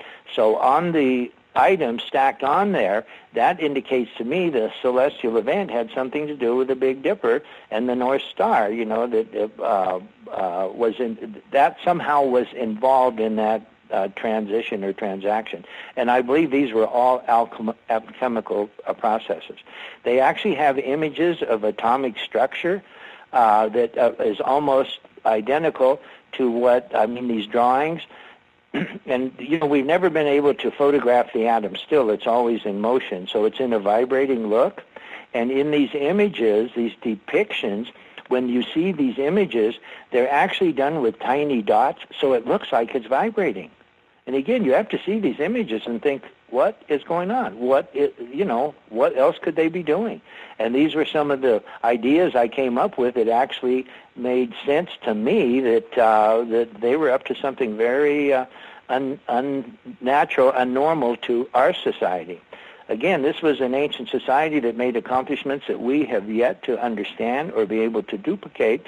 So why didn't they have other ways of doing things? Their whole way of alchemy, again, which was the chemistry of that time, they used this energy, natural forms of energy. So I know it's a radical reinterpretation, but I think we have to look at things radically when things don't make common sense to us. But when you see some of these items and you see these photographs or these images yourself, you have to draw your own conclusions. What are they portraying? Now, the depiction underneath the interpretation of hieroglyphics has nothing to do with what I'm talking about. They are so abstract and so out of context that they do not make any sense at all. But once you study these images and you see and you compare, I have photographs of atomic structure, 3 or 4 different ones, and you put them up side by side to these images that the ancients did 3, 4, 5,000 years ago, they're identical. How did they know that? That's why I believe that they had some superior knowledge that probably didn't come from this our consciousness level here at this time. It was in ancient times. And I think possibly other societies did similar things. I have not found anything like the Egyptians in my research, according to this. Many other things, the human hands, the ways of capacitors, different items like that, but nothing like this. And and again, the pharaoh, the phallic symbol, the pharaoh, that's all the derivative of those interpretations of those people. The pharaohs were phallic. Well, what I want to do is, talk about disclaimers. Like, this is like a once-in-a-lifetime moment on the show. Now, we've talked about this before, though, the secrets of alchemy and the male and female energy. I just never looked at it like that way, and the volts and all that stuff. So, look, whatever he said, we don't condone doing this stuff. Don't try it at home or whatever. But he's just talking about what he's found in the information, right? And what the Egyptians have done. And that's all I would like people to do, is to look at those images, and you tell me what they're doing. And, Joe, if you get time, to really peruse through the book, check out some of these things I talked about. Sure. And maybe someday we can talk about it again, but you tell me what you think. Again, these are real images. None of this is manufactured. This is images off the wall, and these interpretations are what my mind tells me what's going on. And again, it had nothing to do with sex. The women weren't involved in this, Again, in ancient times, women played a different role than they do today in modern society. In fact, the Anasazis, where we live here, we have the Anasazi, they call them the ancient ones, about 1,000 to 1,500 years old. The females only merged with the guys during the springtime when they mated to create offsprings. But other than that, the women weren't really involved in much of what went on. Now, they weren't advanced like the Egyptians were, but there's a lot of similarities in their designs, in their patterns, their pottery, and, their clothes that they wear and the things they did. A lot of similarities in that respect. But I didn't see anything that would indicate that they knew what was going on. But it also could explain why Edward Leeds Gowland would not share his information with anybody, because in the 20s and 30s, that was really taboo, in the Puritan thinking, that if anything like that was involved, they would have tarred and feathered him, Yeah, that's and right. threw him out. He did not share this information with anybody, and that's always been a mystery to me. Why wouldn't he share what he knew? Well, I can only imagine. And you know what, James, we got to get out of here. But this has been an awesome, interesting, and very interesting conversation. And I will I'll check out the books. I'll see what you're talking about, and give you my thoughts on it. But thank you for coming on the program. I would love to hear your thoughts on it. Please tell everybody real quick, because we got just 60 seconds here, where they can find you, your work, social media. By all means, plug away all your links. Okay, well, it's www.ancientenergyresearch.com. That's my main website. But I also, if you looked up electric ancient Egyptians, it would take you directly there. If you looked up fire in middle, it would take you directly there. Or my name, James Ernest Brown, is the author. Just plug in Google James Ernest Brown, it'll take you right there. But it's also available at Amazon. I get all 5-star reviews, and either readers, the Barnes & Noble or BookBaby.com. It's available there. They're the ones that actually are the publishers of the book. But and any responses, or anybody wants to email, I will respond. And if they have any questions, I'd be really happy to answer them to the best of my ability. Well, I thank you so much for coming on the program, and we'll definitely have you back to discuss some more again. And I want to say, too, as we get out of here tonight, that it's officially October, and all of you have to know that this is pretty much like the new year for the Fringe FM. So we're going to kind of leave out on a big-time celebration. Everybody get your Halloween stuff out, your candles, and we're going to be doing all kinds of stuff this month. It's going to be fun. It's going to be different. And we actually have a Halloween special, too. It's Lore-tober for the Caravan. So just keep the Fringe turned on, and you're going to love it. Hope you enjoy the fireworks, too, as we get out of here.